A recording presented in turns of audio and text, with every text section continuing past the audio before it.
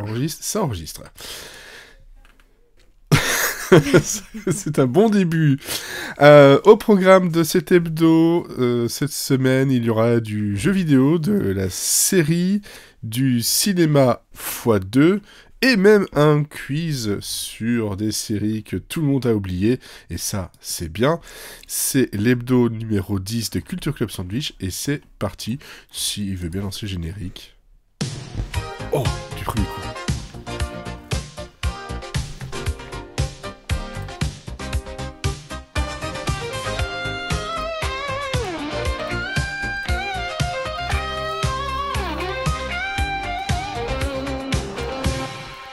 Et si tout va bien, effectivement, nous sommes en live sur Twitch et sur YouTube, et bon, peut-être sur, sur Blue Sky, hein, parce que nous sommes arrivés en trombe sur Blue Sky.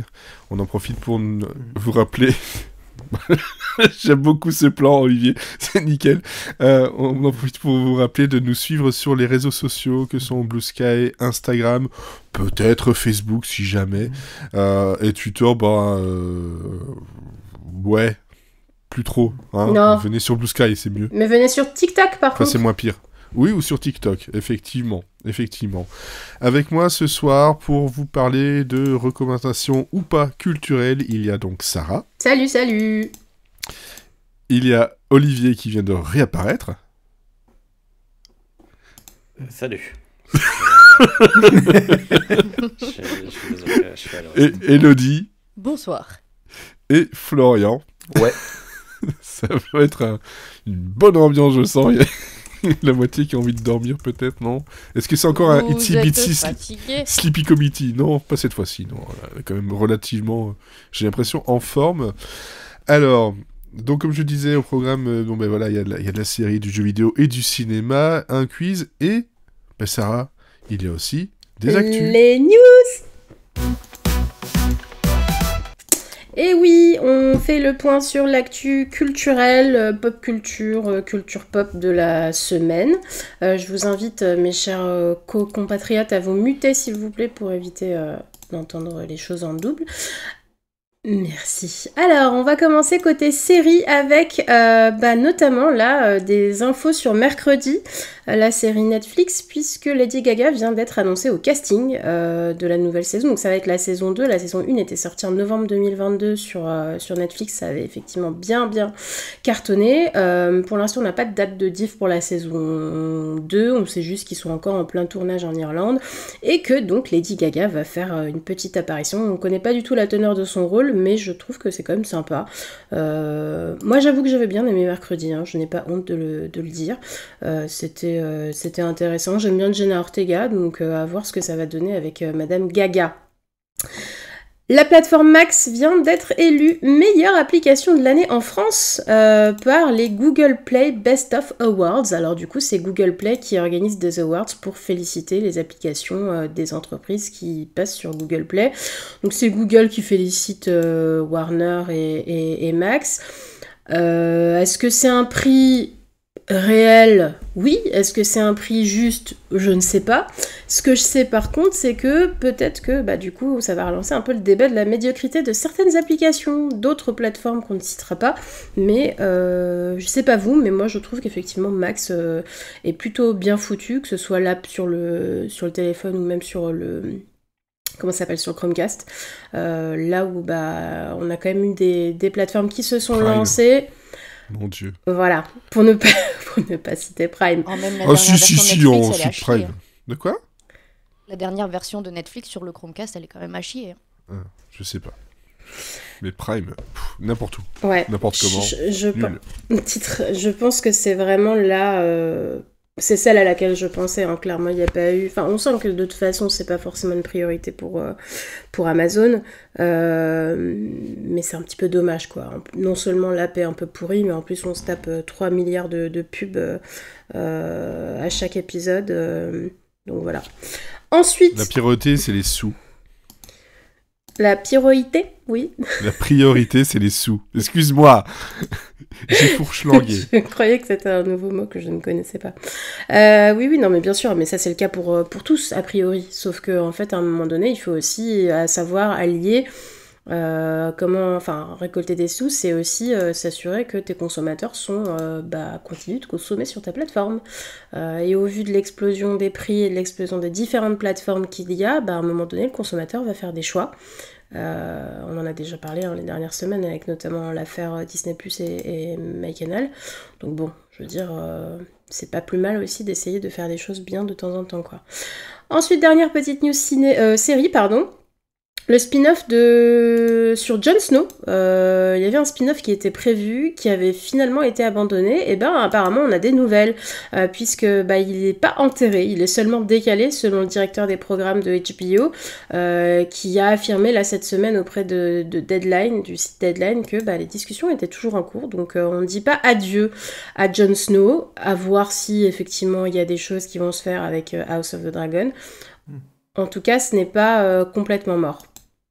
Je pense qu'ils vont... Enfin, le truc que j'attends... probablement la prochaine série Game of Thrones, ça va probablement être une série animée, mais je comprends pas pourquoi ils l'ont toujours pas mis en chantier, en fait, parce que ça me paraît assez évident, en fait, qu'ils se lancent là-dedans, mais... Peut-être qu'ils ont priorisé un peu Dune aussi en termes de lancement. Non, c'est HBO. Enfin, par défaut, c'est HBO. Ils ont les thunes en fait. Je pense que ils sont pas forcément convaincus de ce qu'il y a en série animée. Mais il y avait des séries animées qui étaient en développement, donc je sais pas pourquoi c'est pas commandé. Ouais. Écoute, on croise les doigts pour que ça se fasse parce que série animée sur Game of Thrones, why not? J'ai pas connaissance de séries animées de HBO produites. Ils en ont eu, mais ils en ont fait, mais il y a littéralement 20 ou 25 ans. Ils ont fait Spawn. Ah oui. Et ils ont fait, et ils ont fait Animals aussi. Ils ont fait Animals avec les frères Duplass qui étaient de l'animation. Ok. Ah oui, le truc est l'espèce d'adaptation de podcast de Ricky Gervais. Donc ça remonte à genre 10-15 ans. Ouais. Donc il y a quand même peut-être des choses à faire là avec la technologie actuelle. Côté cinéma, on a une date de sortie pour L'Âge de Glace 6, L'Âge de Glace revient 10 ans après le dernier opus, et ça a été calé à décembre 2026, à savoir que cette date, ils l'ont piqué au prochain film de Star Wars, puisqu'il va y avoir un film Star Wars à cette date-là, qui du coup vient d'être bumpé dans le line-up de Disney pour laisser la place à L'Âge de Glace 6. Bon, à voir si ça va... C'est dire la qualité, ce qu'ils en attendent du Star Wars quand même. Je sais pas trop là, j'imagine qu'ils attendent peut-être de voir un peu ce que ça va donner. C'est quoi, c'est Skeleton Crew qui arrive sur Disney+. J'ai l'impression qu'il y a tout un univers Star Wars qui se construit en parallèle, mais qu'en fait en salle, ça a quand même beaucoup de mal à reprendre, quoi. Mais ils vont quand même faire Mandalorian et Grogu en fait. Donc ça c'est sûr que ça va sortir. Après, au-delà de ça... Ouais. Mais on a aussi des nouvelles d'un autre film, Havoc, de Gareth Evans avec Tom Hardy et Timothy Olyphant. Donc c'est un film, pareil, qui a été quand même tourné il y a quelques années. Il y a eu moult décalages et là, il est enfin annoncé en 2025 chez Netflix. Pour rappel, Gareth Evans, c'est celui qui avait réalisé The Raid, donc gros film d'action pour ceux qui l'ont vu. Et là, ils promettent avec Tom Hardy notamment un bon gros film d'action bien violent avec Havoc. Donc moi, personnellement, j'ai assez hâte. Moi, je suis très contente de voir Tom Hardy dans n'importe quel rôle. Donc là, si on peut le voir ailleurs que dans Venom, reprendre un petit peu des rôles de castagne, c'est très très bien aussi. Puis The Raid, c'était super.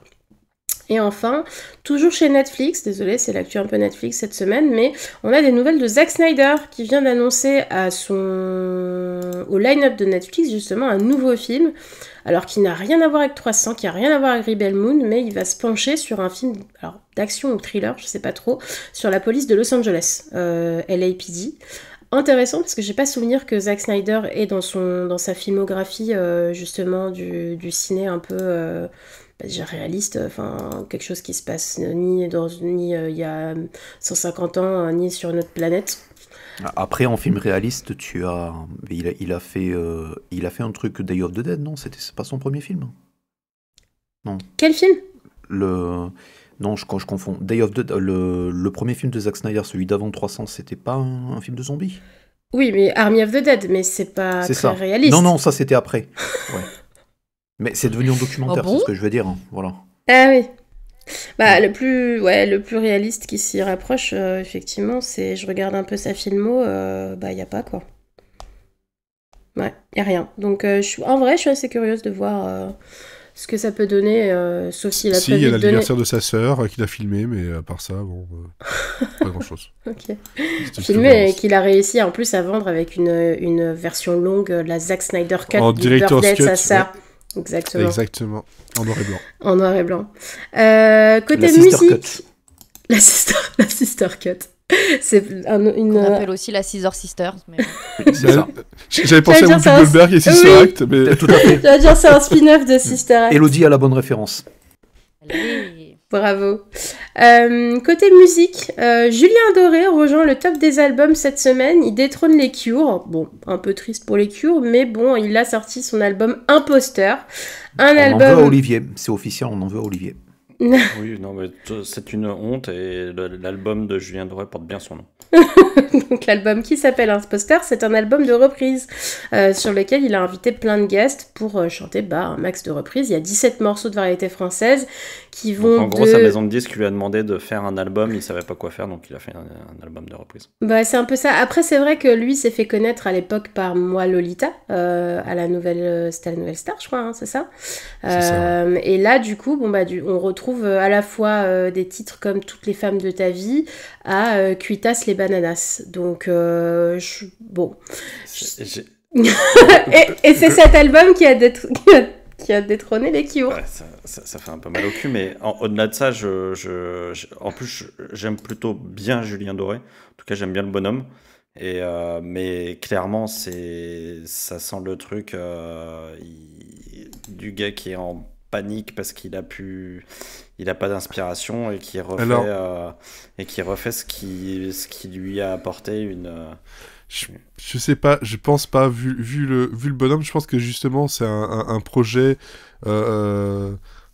qu'il pense décalé, etc. En tout cas, il l'a marketé comme ça, mais pour l'avoir écouté, malheureusement, il n'y a pas grand-chose qui ressort.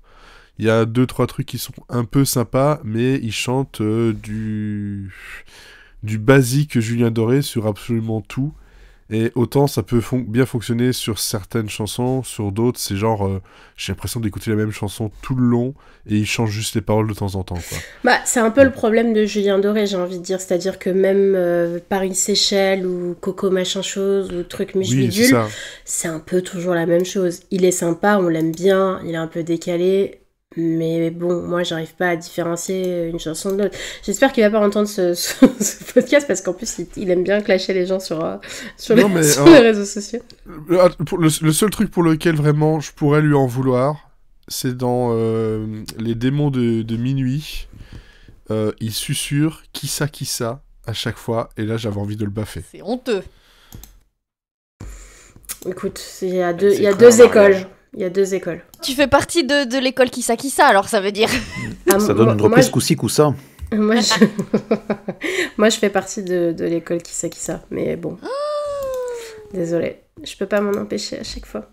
Après, il faut Toujours. que tu changes le petit nom de Sarah, faut que tu le mettes un qui ça. Je pensais à Jar Jar Binks, parce que c'est qui ça, Missa, et voilà. Ah, ça Non, marche par bien, contre, ça, je refuse. Moi, je pensais à ne Tarkan, m'appelle pas en fait, Jar Jar Kiss Kiss. Ah oui.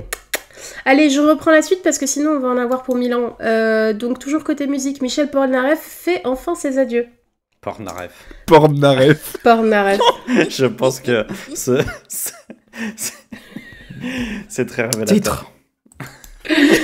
Bah, en même temps, je suis désolée, il a quand même un look de pimp des années 70 depuis quand même plusieurs années, quoi. Depuis les années 70. Voilà, donc à 80 ans, il s'apprête à reprendre la route pour une dernière fois. Et du coup, paraît-il, hein, il vient aussi d'annoncer un dernier album, le dernier, paraît-il. J'espère que c'est vrai, Michel, pour Ils disent tout ça, accompagner... et puis en fait, pour accompagner cette soirée. Donc on verra dans 5 ans s'il est encore en vie, s'il revient ou pas. Moi je croyais qu'il était mort, donc bon, j'avoue que cette news m'a on croit que Jean-Marie Le Pen est mort aussi, mais un peu étonnée. c'est jamais le cas. Alors, le lien entre Jean-Marie Le Pen et Polnareff, c'est tendax quand même. C'est Hein. parce que c'est dans l'actualité. Hmm. Je rebondis sur la mort des gens. Dernière news musique, Linkin Park, vous le savez, s'est reformé, il vient de sortir un nouvel album qui s'appelle From the Zero, avec donc la nouvelle chanteuse qui remplace Feu Chester Bennington. C'est un album qui met pas tout le monde d'accord, sauf vraisemblablement une chanson qui s'appelle Two Faced, dont le clip a généré près de 5 millions de vues en 24 heures sur YouTube, et c'est un morceau qui reprend un petit peu les bases du new metal qu'on a connu au début des années 2000. À titre personnel, je n'écouterai pas cet album. Je suis pas trop pour le fait qu'il y ait une reformation. Voilà, on pourra en débriefer tout à l'heure. Ensuite, côté jeux vidéo, on dit adieu à l'adaptation de Splinter Cell qui vient d'être annulée, qui devait en fait avoir lieu, qui avait été décalée, mais ça vient effectivement d'être complètement enterré. Vraisemblablement, selon les équipes, c'est principalement pour des raisons de coût et d'organisation, donc beaucoup de budget. Il faut savoir qu'à l'époque, c'était quand même Tom Hardy qui devait être justement dans le rôle de Splinter Cell, qui aurait été vraiment, je pense, c'était indépendamment du fait que je sois amoureuse de lui. Dans le rôle de Sam Fisher, voilà. Donc, le rôle de Splinter Cell. Oui, pardon, dans le rôle principal dans Splinter Cell. Donc bon, un petit peu dommage parce que je pense que c'est une licence qui aurait mérité d'avoir une adaptation, parce que c'est vraiment autre qu'on va dire. On va dire que celle qui a été faite avec... comment il s'appelle parce que c'est aussi Tom Clancy, l'autre truc. Oui. Jack Ryan. Oui, voilà, Ryan, oui, c'est Tom Clancy. Tout à fait. Ensuite, côté... attends, je suis désolée. Olivier, est-ce que tu peux te muter, s'il te plaît? Parce que je m'entends en double. Merci. Et donc, toujours côté jeux vidéo, alors on n'aura pas de version physique avant le 28 janvier pour le jeu Life is Strange, qui va sortir en version numérique demain.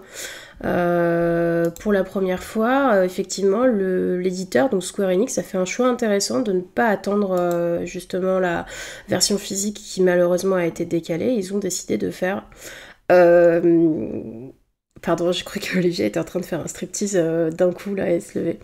Donc, qui a décidé de ne pas attendre et de faire une sortie en 2 temps. C'est un petit peu dommage, je pense, pour les gens qui attendaient, en tout cas, Life is Strange sous le sapin en version physique, donc ce sera une version numérique. Mais à titre perso, je trouve que c'est quand même pas plus mal au final de pas attendre janvier. Il y a quand même les fêtes de fin d'année, il y a quand même Noël qui arrive, c'est le moment idéal pour pouvoir vendre le jeu, donc bien joué de quand même pouvoir proposer aux consommateurs la version numérique. Côté vieux jeu, cette fois, on revient un petit peu en arrière, il y a une très grosse mise à jour et surtout un documentaire qui vient de sortir pour les 20 ans de Half-Life 2. Vous allez pouvoir du coup découvrir pendant 2 heures sur ce docu qui a été posté sur YouTube, donc qui est disponible gratuitement, plein de témoignages de l'équipe de l'époque, des anecdotes sur la production, et donc forcément c'est un des jeux les plus cultes de l'histoire. Et pour les joueurs, il y a eu une très très grosse mise à jour aussi à l'occasion des 20 ans, donc let's go sur YouTube pour découvrir cette petite pépite. Côté livre, cette année, vous allez pouvoir peut-être vous passer de chocolat et craquer pour des calendriers de l'Avent littéraires. C'est une petite nouveauté dans le secteur. Il y a pas mal d'éditeurs qui s'y sont mis. Et notamment, j'ai vu ça, le Lombard, qui sort en fait un calendrier de l'Avent de la BD qui regroupe 24 histoires inédites par des auteurs franco-belges avec chaque jour une nouvelle petite histoire. Je trouve que c'est un concept très intéressant.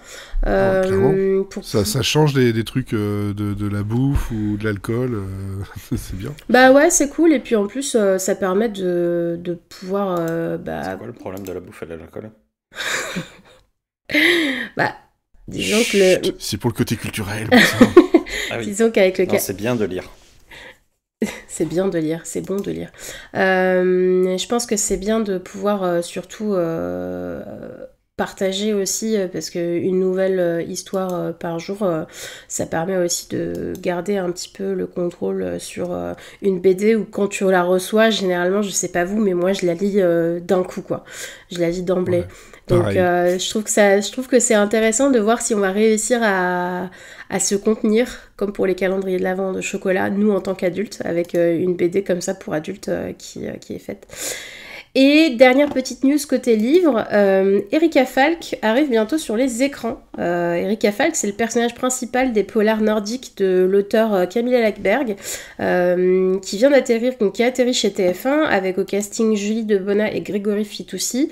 Alors pas encore de date de diffusion sur TF1, mais ça ne saurait tarder. Il faut savoir que les livres de Camilla Läckberg, donc avec ce personnage, sont extrêmement populaires en France. Ils sont bien sûr extrêmement populaires aussi en Suède et dans les pays du Nord, où il y a déjà eu une adaptation série côté... je crois que ça a été fait en Suède, justement. Ou c'était peut-être un téléfilm. En tout cas, TF1 mise gros là-dessus. Moi, j'attends de voir. Personnellement, je suis très fan de Camilla Läckberg, donc on l'est aussi avec Sophie, si tu nous entends. Je pense à toi. Voilà, je suis pas la première fan des séries TF1, mais c'est pour le coup, bon, c'est vrai que c'est la came de TF1 au final, le côté un peu polar, mais ça reste quand même des polars très violents, hein, donc je sais pas trop comment ils vont réussir à mettre ça, surtout si c'est prévu en prime. Je me pose quand même la question. Voilà, c'est tout pour moi. N'oubliez pas de nous suivre sur les réseaux, sur Insta, sur TikTok, sur Facebook, de vous abonner au podcast sur le Linktree, et puis surtout sur Blue Sky où on vient d'arriver. Oui, voilà, effectivement, on vient d'arriver, un peu comme des centaines et des centaines de personnes, si je me trompe pas. Des millions. Des millions de personnes, jusqu'au jour, de toute façon, on va réellement découvrir les fins fonds de Blue Sky, et comme quoi c'était une blockchain qui les a financés. Oups. C'est pourtant vrai. Bref, on ne sait pas. On verra si on y reste longtemps. De toute façon, c'est comme ça. Et on va passer aux recommandations avec Elodie, qui va nous parler de jeux vidéo. Oui, et pour une fois, je vais vous parler de quelque chose de mignon. Oui. Oui, c'est vrai que quand j'ai vu le titre, je me suis dit, il y a un truc qui va pas là. Non, mais il faut savoir que niveau Qu'est-ce jeux que ça vidéo, cache? non, mais jeux vidéo, j'aime pas jouer à des trucs qui font peur et tout. Non, moi, je joue à des trucs très mignons. Et alors, si vous saviez, je vais pas dire à quoi je joue en ce moment parce que ce sera une prochaine reco, mais c'est un truc, c'est fait pour des enfants remplis de sucre. C'est incroyable. Bref. Moi aujourd'hui je vais vous parler de Planet of Lana. C'est un jeu qui vous plonge dans une aventure entre plateforme et puzzle avec un style visuel qui nous transporte dans des contrées, ma foi, fort charmantes. Ça a été développé par le studio suédois Wishfully. C'est sorti en mai 2023. C'était disponible d'abord sur PC et Xbox et puis ça arrivait aussi sur Switch et PlayStation. Et puis si vous voulez c'est dispo dans le Game Pass. C'est un jeu d'aventure narratif où on suit Lana, une jeune héroïne. Je ne saurais pas trop dire quel âge elle a, mais c'est une jeune adolescente, on va dire, qui va partir à la recherche de sa sœur dans un monde magnifique mais dangereux, parce que l'univers est envahi par des machines mystérieuses et la narration va mélanger douceur et tension avec assez de subtilité. Et pour comparer un petit peu, le jeu va s'inscrire un peu dans la lignée des titres comme Limbo ou Inside, mais en beaucoup moins flippant, quoi. Limbo, ça rentre mes cauchemars. C'est moins coloré, surtout. Ouais, voilà. En gros, Planet of Lana, ça reprend un peu les mécaniques de Limbo et Inside, mais avec une identité bien plus lumineuse et poétique. Voilà. Niveau gameplay, en fait, ça repose sur des mécaniques simples, mais très bien pensées. On alterne entre des phases de plateforme et des puzzles. Et ce qui rend l'expérience assez originale, c'est qu'on a un petit pote qui est absolument adorable. Il s'appelle Mui. Et c'est une créature qui, quand même, ressemble vachement à un chat noir. Mais on va dire que c'est pas un chat noir parce qu'on est sur une autre planète. On va devoir collaborer avec ce petit pote. Pour passer des puzzles. Et mieux, en fait, il va nous permettre d'atteindre des endroits inaccessibles. Il va nous permettre de distraire les ennemis. Et c'est un peu comme jouer en coopération, mais avec ce petit pote. Et donc, du coup, il va falloir un peu utiliser sa caboche. C'est pas un jeu qui a un système de progression complexe, mais en fait, il est assez simple pour que ça rende l'expérience assez fluide, mais qu'on soit plus capté par l'histoire que par vraiment la mécanique du jeu, quoi. Il y a pas mal de zones à explorer, c'est assez varié, et on a beaucoup de tableaux différents qui savent prendre des pauses pour nous laisser le temps d'observer et de s'émerveiller devant des paysages absolument fabuleux. On retrouve des tableaux jungles, on a des déserts, on a des endroits beaucoup plus industriels. Et à chaque fois, c'est visuellement assez époustouflant, puisque Wishfully a quand même créé un univers aux couleurs vibrantes, on va dire, où chaque décor ressemble à une peinture. Pour vous figurer un peu, on a un peu l'impression d'être dans un livre pour enfants. Et on va passer de plages baignées de lumière à des forêts mystérieuses, à des déserts oppressants.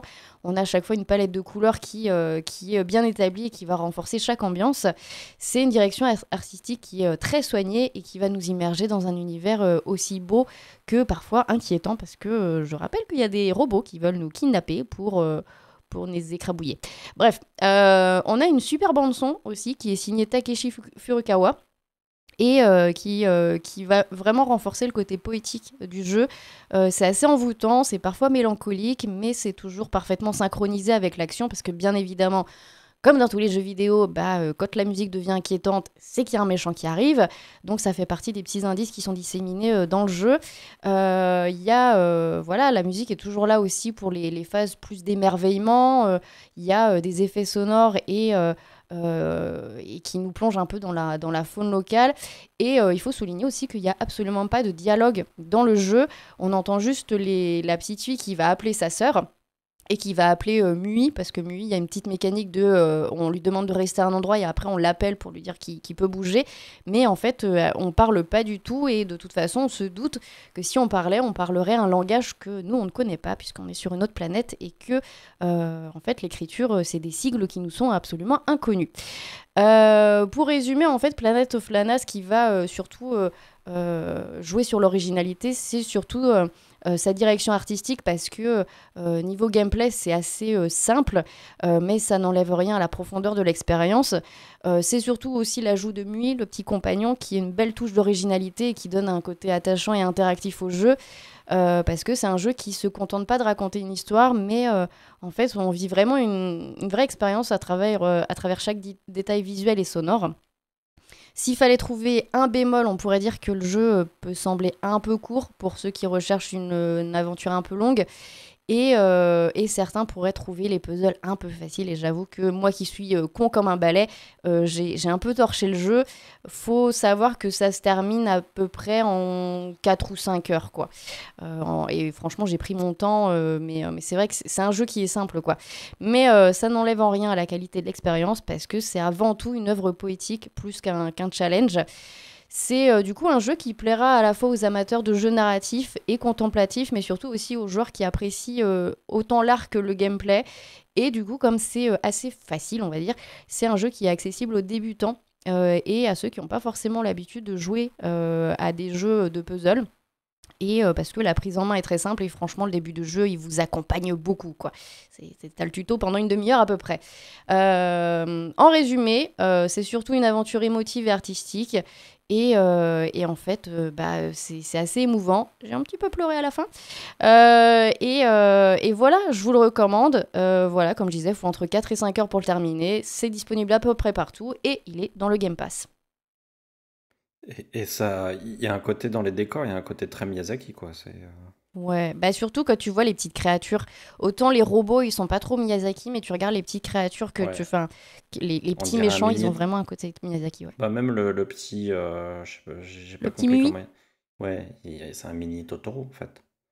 Oui, puis il fait les mêmes bruits, hein, clairement. Ah, les petits malins. Les petits malins. En même Mais- temps, ça me le vend, hein. Ah bah écoute, moi je sais que j'ai voulu le lancer, il est installé, j'ai toujours pas pu le lancer parce que j'ai lancé plein d'autres choses à la place. Surtout qu'il est dans le Game Pass comme tu disais, donc je suis abonné, donc ouais, il est à portée, voilà, mais bon, il va falloir que je le lance à un moment donné quand j'aurai un peu plus de temps. Oui. Merci en tout cas Surtout pour... que visiblement, il faut 4 heures seulement, donc. Ouais, mais malgré tout, quand j'ai 4 heures en ce moment, c'est- c'est morcelé. Ouais. Quand j'ai accès surtout à la télé. Ça, c'est un autre message. N'est-ce pas, les petits enfants pleins de sucre, comme tu disais. C'est ça. Bon, merci en tout cas. Donc, Planet of Lana. Effectivement, si vous voulez un peu de couleur et de chatoyance, c'est une bonne adresse. On va passer donc mon récap de ma semaine.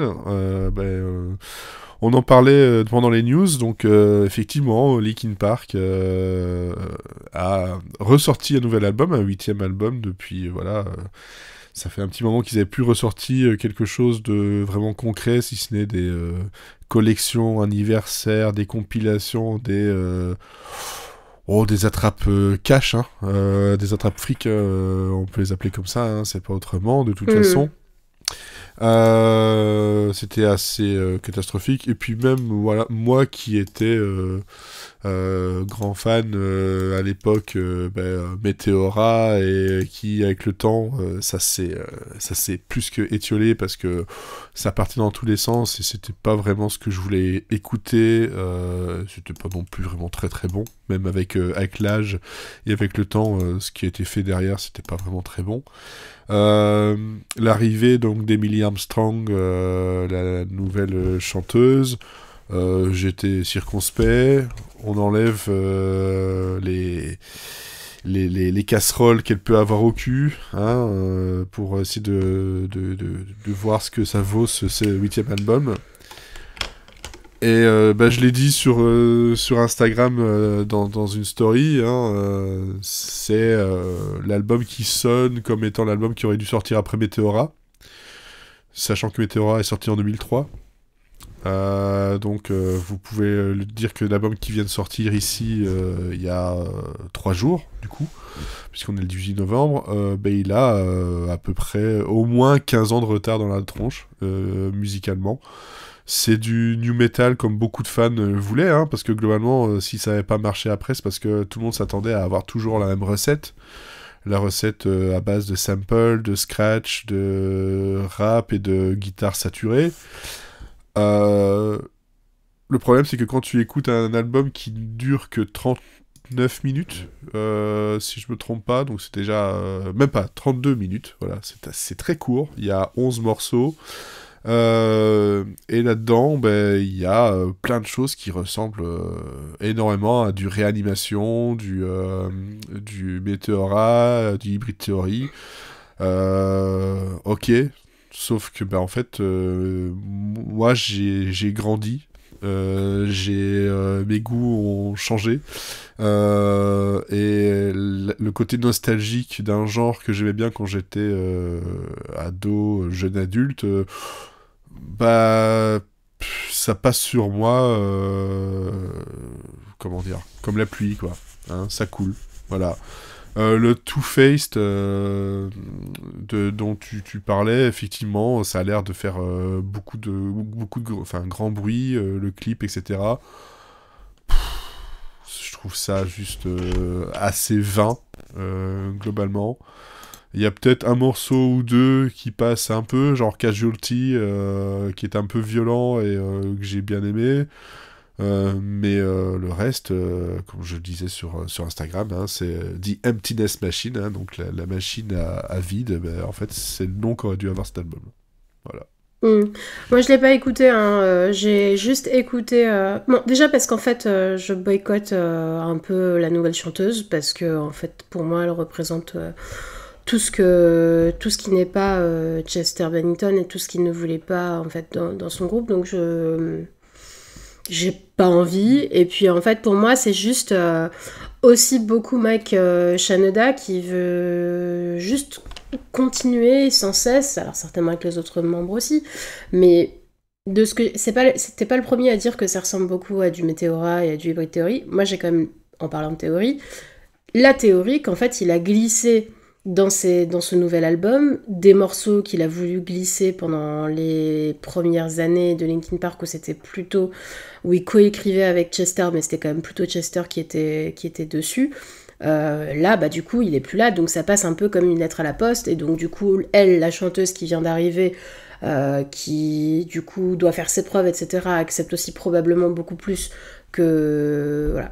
Moi, j'ai pas envie. J'ai écouté tout à l'heure... Je pense que ta théorie est assez vraie, hein, parce que quand tu regardes dans le groupe, donc il y a un guitariste et le batteur qui s'est barré aussi. Ah oui. Faut pas oublier que Ils voilà, sont plus là non plus. Je savais pas que la nouvelle formation. Ils sont partis juste avant, un mois avant la sortie de l'album. Donc je pense qu'ils sont crédités dessus. Ils ont dû enregistrer, mais en tout cas eux ils ont lâché et ne font pas le live et ne font plus partie du groupe. Bon, déjà c'est déjà pas un bon signe, et effectivement Mike Shinoda il vit dans le succès qu'a eu Linkin Park, que n'ont jamais eu ses projets sur le côté, comme Fort Minor par exemple, qui c'est juste pas bon. Et il faut pas oublier aussi un truc, c'est que Mike Shinoda, pendant qu'il tournait pour Fort Minor, c'était Fort Minor by Mike Shinoda from Linkin Park. Oui, non, mais bien sûr. Donc, voilà, j'ai une question en fait, parce mindset, que quoi.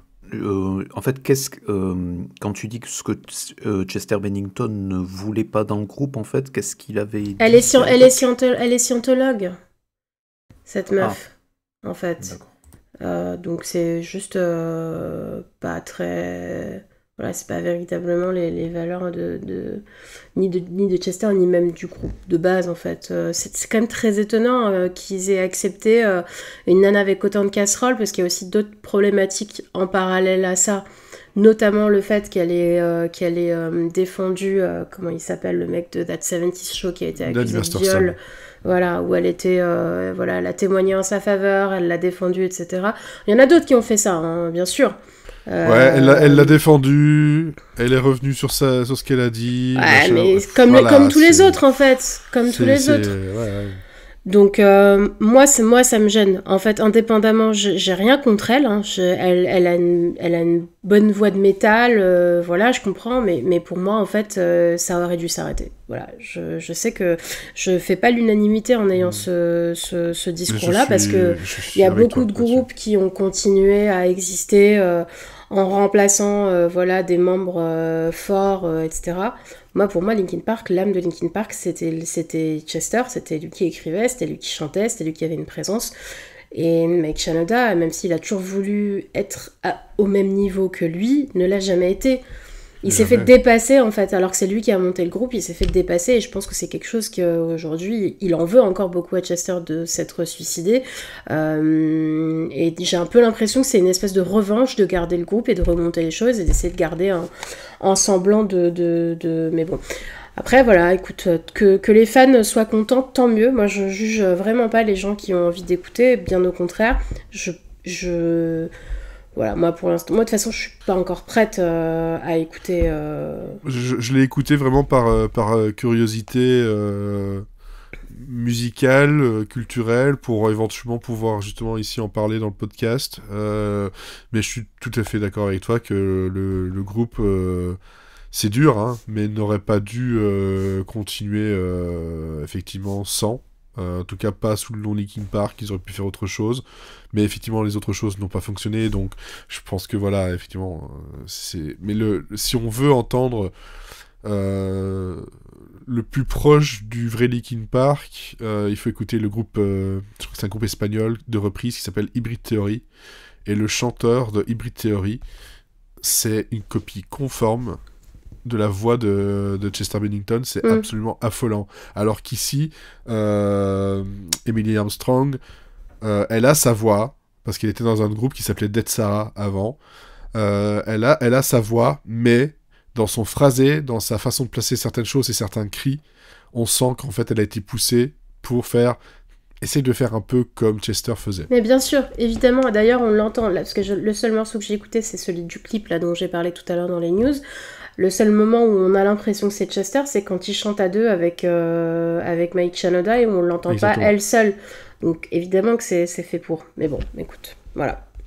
En tout cas, voilà, ça divise, ça va diviser, mais moi c'est clair et net.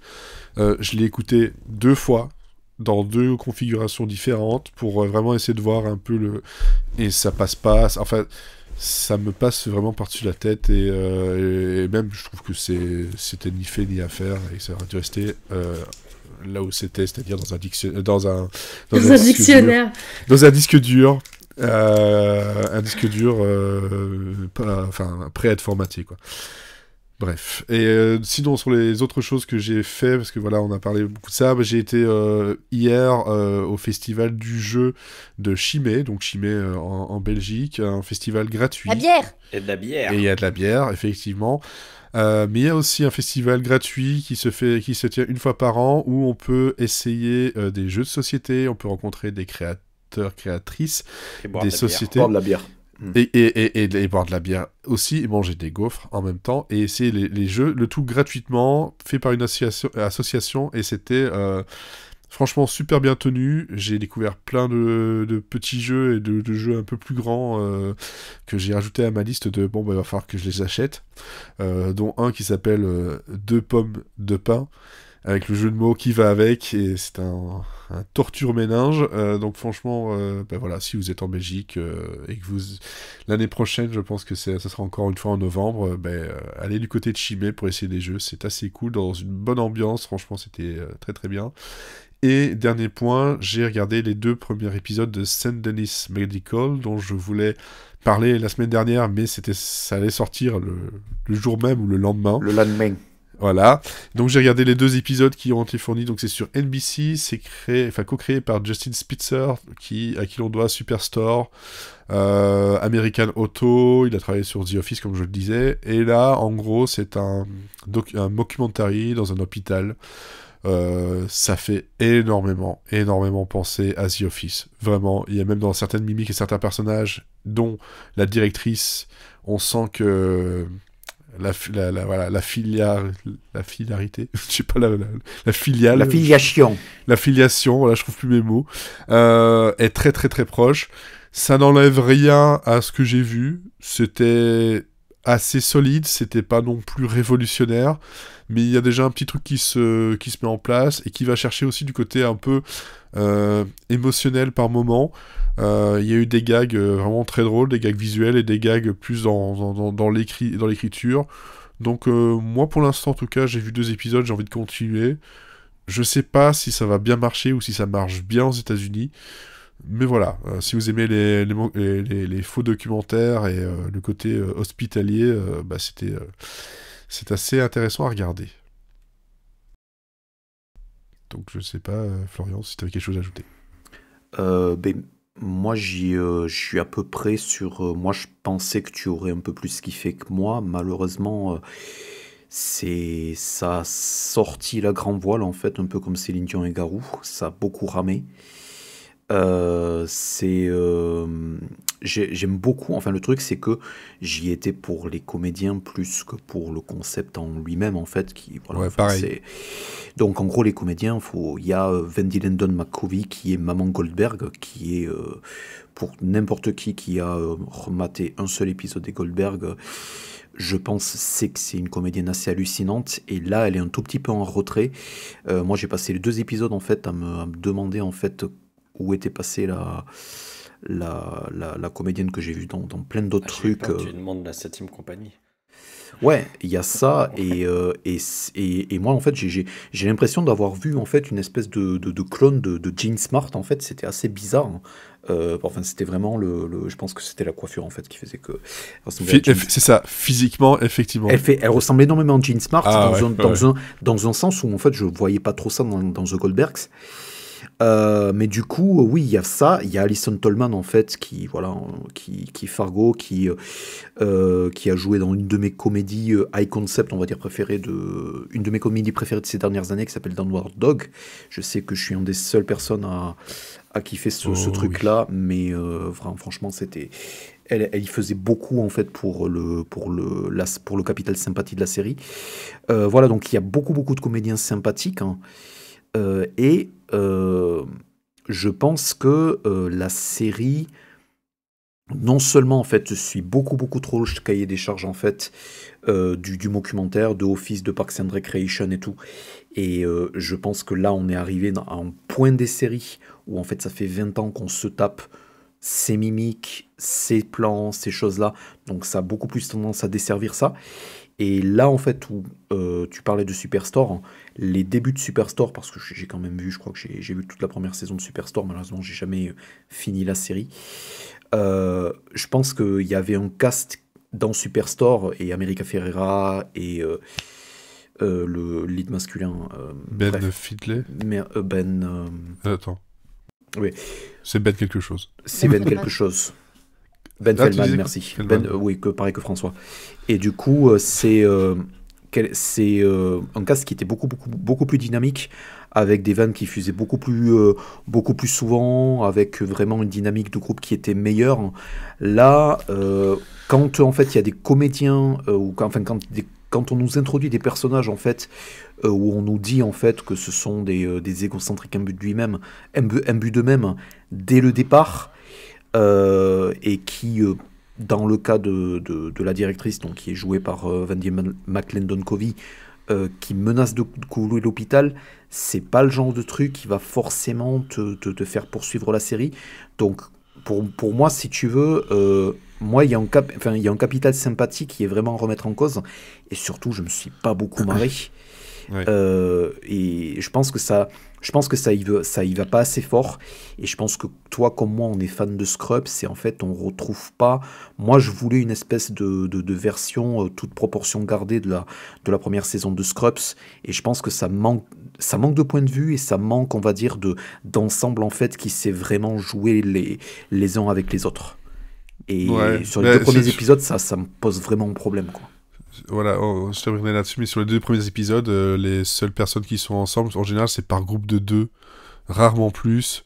Et ouais, il y a un truc à retravailler. J'attends de voir les autres épisodes pour vraiment le truc, mais ouais, c'est pas mauvais, mais c'est peut-être un peu trop sage et un petit peu ça ne joue pas bien sur ces personnages. Donc c'est à voir. C'est peut-être le genre de choses qui mettra peut-être encore 1 ou 2 épisodes à vraiment décoller. Moi, j'ai envie de dire que Non. ce genre de truc, ça va mettre toute la saison à décoller. Et après, s'ils arrivent à ne pas être Ouais, bah, ils vont être annulés. annulés, C'est ça, effectivement. C'est le risque.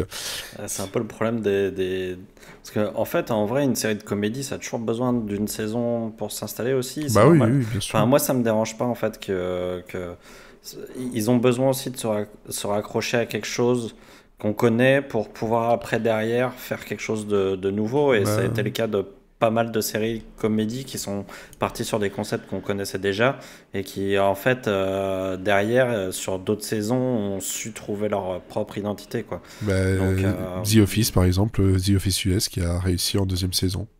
mais il y en a plein, il y en a plein, il y en a plein. Et en fait, c'est le problème actuel, c'est-à-dire qu'on est obligé de juger sur une saison ce qui devrait être jugé sur 3 ou 4. Ouais, malheureusement. Ben justement, Olivier, tu as pris la parole, tu vas la garder pour ta recommandation cinéma. Tout à fait.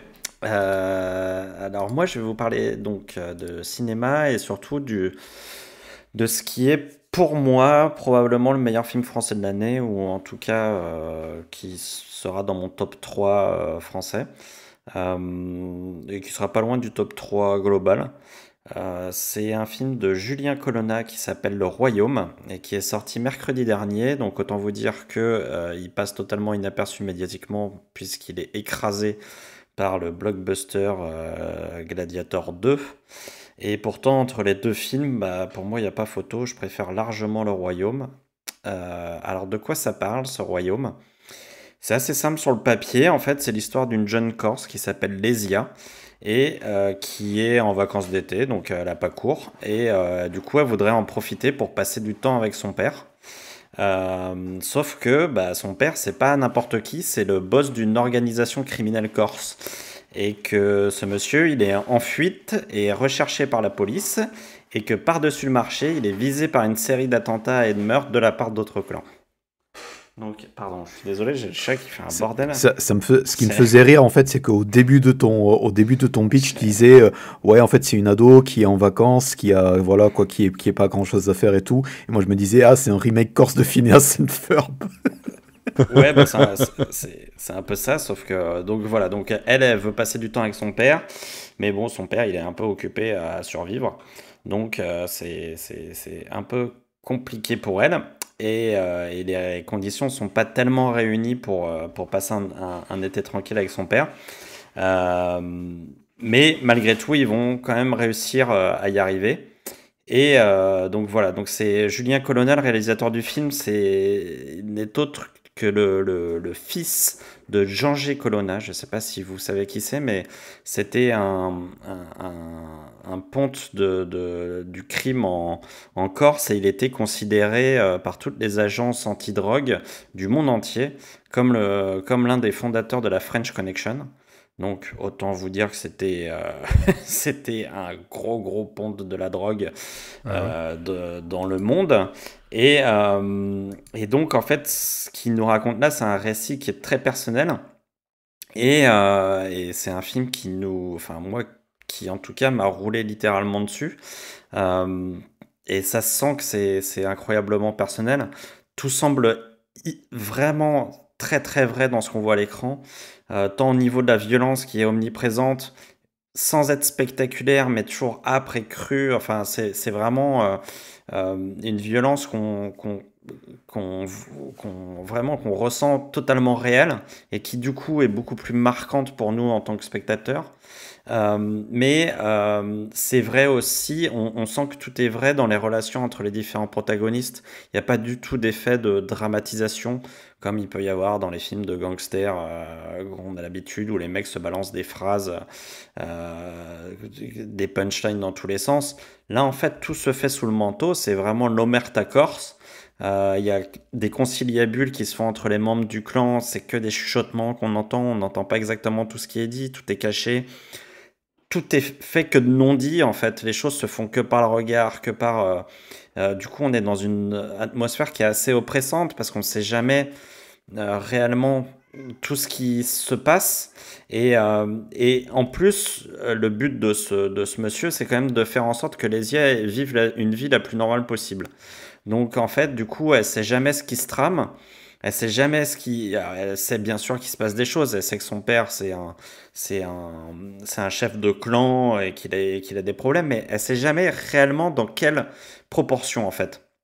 Et comme le film commence et qu'on est de son point de vue, et ben nous non plus, on sait pas grand-chose, quoi. Donc on est baigné dans une atmosphère paranoïaque, et en même temps, on est avec cette jeune ado qui, elle, veut juste passer un peu de temps avec son père, et découvrir un peu son père, avec qui elle passe pas elle peut pas passer du temps parce qu'il est toujours en cavale, quoi.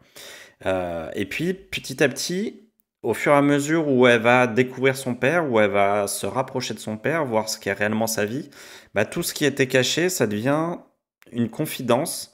Et en fait, c'est son père, comme s'il avait une prémonition de ce qui allait se passer, euh, qui va se mettre à transmettre cet héritage de la violence à sa fille. Et là, le film, tout d'un coup, bascule plus vers son point de vue à lui. Et il y a une relation qui va se mettre en place entre les deux, qui est une relation qui est extrêmement forte. Et c'est vraiment cet aspect-là du film qui m'a le plus passionné. C'est vraiment toute la réflexion sur l'héritage de la violence. Parce que cette ado, elle ne sait pas exactement ce que je vous disais tout à l'heure. Elle sait que son père vit dans un monde violent, mais elle ne sait pas à quel point ce monde est violent. Et en fait, à partir du moment où elle s'en rend compte, son premier réflexe, en fait, c'est de se dire, parce qu'elle veut protéger son père, parce que c'est une femme aussi, dans un monde très patriarcal, la première chose qu'elle se dit, c'est il faut y mettre fin. Sauf que là où le film devient intéressant, c'est que la réflexion de Colonna, c'est de se demander et d'essayer de comprendre quelles sont les forces qui vont aller contre la volonté de cette jeune femme et nourrir la spirale de la violence. Donc on est vraiment sur un pur récit initiatique, c'est-à-dire que cette adolescente, en fait, à travers cet été-là, elle va comprendre qu'elle a ses idéaux, mais qu'il y a la réalité, et que il va falloir faire avec ses idéaux et avec la réalité. Elle pourra pas gagner l'un sur l'autre. Donc, c'est un espèce de coming of age beaucoup plus réaliste que ce qu'on a l'habitude de voir, notamment chez les Américains. C'est quelque chose, c'est beaucoup plus dur que ce qu'on a l'habitude de voir, parce que tout d'un coup, ça revêt une importance capitale. C'est une question de vie ou de mort.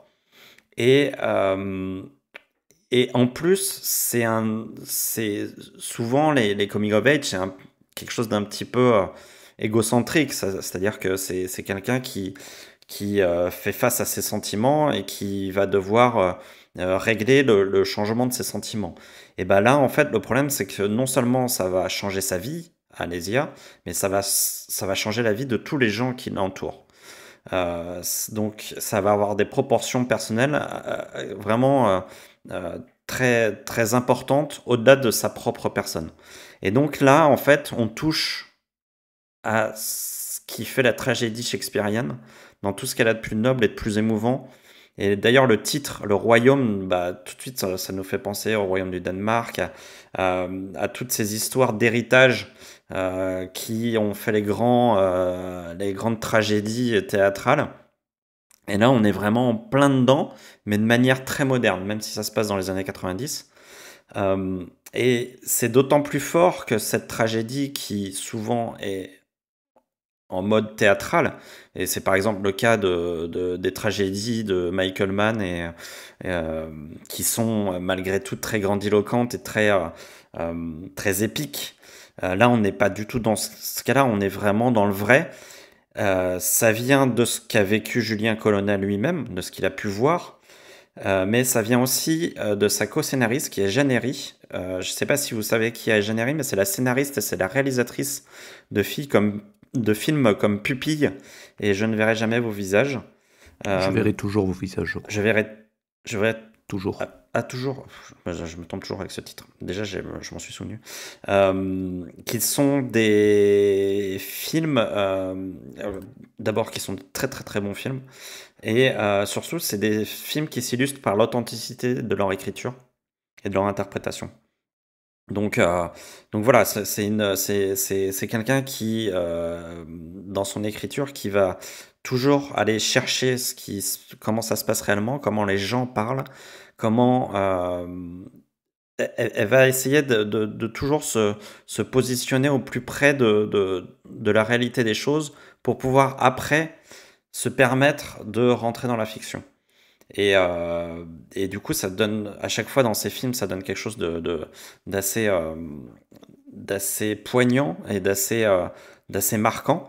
Et c'est le cas là, ici, avec Le Royaume. Et je vous parlais de l'interprétation, il faut aussi parler des acteurs qui sont tous amateurs.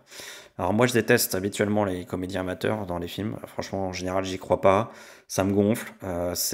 Pour moi, c'est vraiment un artifice de réalisation pour avoir un côté authentique, tu vois, là, on a mis des comédiens amateurs, donc ça fait vrai. Non, en fait, en général, c'est l'inverse qu'on obtient. En général, les comédiens amateurs, ils sont faux. Mais là, vraiment, j'ai du mal à croire que ces gens sont amateurs. Ils jouent tous hyper juste. On a l'impression que leur vie en dépend réellement. Et moi, enfin, personnellement, j'y crois à chaque instant. Et puis surtout, ils nous sortent des scènes qui sont des pures scènes d'anthologie du cinéma, quoi. Il y a une discussion à un moment donné dans un centre aquatique, je crois que c'est un camping où il y a une piscine, où il y a une discussion entre le père et sa fille qui se termine par un monologue du père qui m'a littéralement défoncé la gueule. Et franchement, enfin, c'est le genre de scène de scène de monologue alors qui est d'abord très dur en termes d'interprétation parce que un monologue, faut le tenir et faut y croire tout le temps. Et surtout, il faut que, enfin, pour moi, c'est un monologue qui est de la trempe du monologue qu'il y a dans Call Me by Your Name et qui m'avait déjà bien défoncé la gueule. Donc, enfin, c'est vraiment une scène qui est sublime et qui nécessite d'avoir des acteurs qui sont incroyables pour ça. En termes de cinématographie, la cerise sur le gâteau, c'est que le film est super bien réalisé. Il commence par une scène qui me reste en tête, dont je me souviens très bien, j'ai vu le film en mai. Hein. Donc, c'est une scène où la jeune Nesia est entourée d'hommes et qui lui demandent d'éventrer un sanglier qui viennent de ramener de la chasse, alors qu'elle n'a pas du tout envie. Et en fait, ce plan, c'est juste cet ado qui se retrouve face à cette énorme bête, parce qu'un sanglier c'est énorme, qui est en plus pendu par les pieds. Et en fait, directement, j'ai compris que tout l'enjeu du film serait là. C'est-à-dire que c'est une ado face à la violence d'une société patriarcale. Et comment elle va faire? Elle est face à ça, elle n'a pas le choix. Comment elle va faire pour s'en sortir? Et donc c'est vraiment, c'est une réalisation qui est très sobre, mais qui est toujours signifiante, qui veut toujours dire quelque chose, c'est du vrai cinéma, quoi. Et voilà, en plus c'est assez joli, il y a un beau travail de la lumière, il y a un joli grain, c'est assez organique. Et enfin voilà, personnellement ça me plaît beaucoup. Donc voilà, je trouve que Le Royaume, c'est vraiment un des très beaux films qui est sorti cette année. Personne n'en parle, c'est un peu dommage parce que franchement, il faut pas passer à côté. Moi, je l'ai vu en mai, comme je vous disais, au moment de Cannes. Je me souviens de chaque plan, je me souviens de plusieurs scènes, de plusieurs dialogues, ce qui m'arrive jamais parce que j'ai une mémoire de merde. Donc ça montre à quel point le film m'a marqué. Et quand je vois les retours des rares personnes qui ont eu la curiosité d'aller le voir, bah, en fait, je me sens pas seul, quoi. Parce qu'il fait le même effet à tout le monde. Donc vraiment, je vous conseille, si vous avez envie de vous prendre un gros hypercut dans la tête, bah, allez voir Le Royaume. C'est vraiment un très très très très beau film. Ok, très bien. Très bien. Et donc ça, pour l'instant, pas de plateforme prévue ou quoi que ce soit. Non, je pense qu'il va faire son parcours. Là, il est sur les écrans en ce moment, donc c'est pour ça il est sorti mercredi dernier, donc il faut aller le voir parce que je pense qu'à mon avis, il va rester encore une petite semaine et puis après, Ouais. basta. Et après, il fera son parcours Classique, quoi. sur Canal et puis voilà. En DVD Blu-ray, sans doute. Il sera sur VOD, OCS ou un truc comme ça. Ok. Mais vu les retours, je pense qu'il va y avoir pas mal de chaînes, de trucs qui vont diffuser derrière, parce que il y a quand même un très bon bouche à oreille, même si évidemment c'est un peu éclipsé par Gladiator. Ça, Ouais. malgré tout, les retours sont très bons. Ok, très bien, très bien. Florian, tu nous as fait un quiz. Est-ce que tu es prêt? Let's play. Ah, avec le micro. C'est bon, oui, avec le micro, c'est Je mieux. suis chaud. Ouais, Elodie qui vient de se réveiller. Une petite sieste. On l'a plus entendu alors, depuis je tout à l'heure. vais... J'étais subjuguée par la recommandation d'Olivier que j'étais en train de rajouter à mon... À ta longue Ouais. liste de choses que tu Il Il y verras a, dans 3 il y a ans. il y a eu des glitches en fait dans la connexion de Olivier, donc en fait ça Ouais. risque de l'affecter pour le quiz. Donc je sais pas si Oh c'est là mieux. là, Je quel sais pas si dommage. c'est ça. Je sais mieux si je sais pas si c'est mieux qu'il coupe la vidéo en fait pour qu'il puisse réagir en temps. Ouais, ça va, je n'étais pas le seul à avoir eu ça, alors Ouais. t'as eu quelques coupures. Il y a eu des coupures, ouais. Donc si tu veux gagner, c'est de couper la vidéo pour voir si on t'entend Si mieux. tu veux gagner. Si tu veux gagner. Et donc, oui, Je ton vais quiz. couper la mienne. Mon quiz. Ton C'est mon quiz en fait est directement inspiré de la PIC TV, puisque voilà jusqu'à l'année dernière il y avait environ plus de 500 séries originales qui étaient produites par les États-Unis de l'Amérique, selon les études internes réalisées par la chaîne FX. Et c'est vrai que depuis voilà l'arrivée à la fois de Netflix et de Amazon Prime, il y a eu énormément de volume qui a été produit.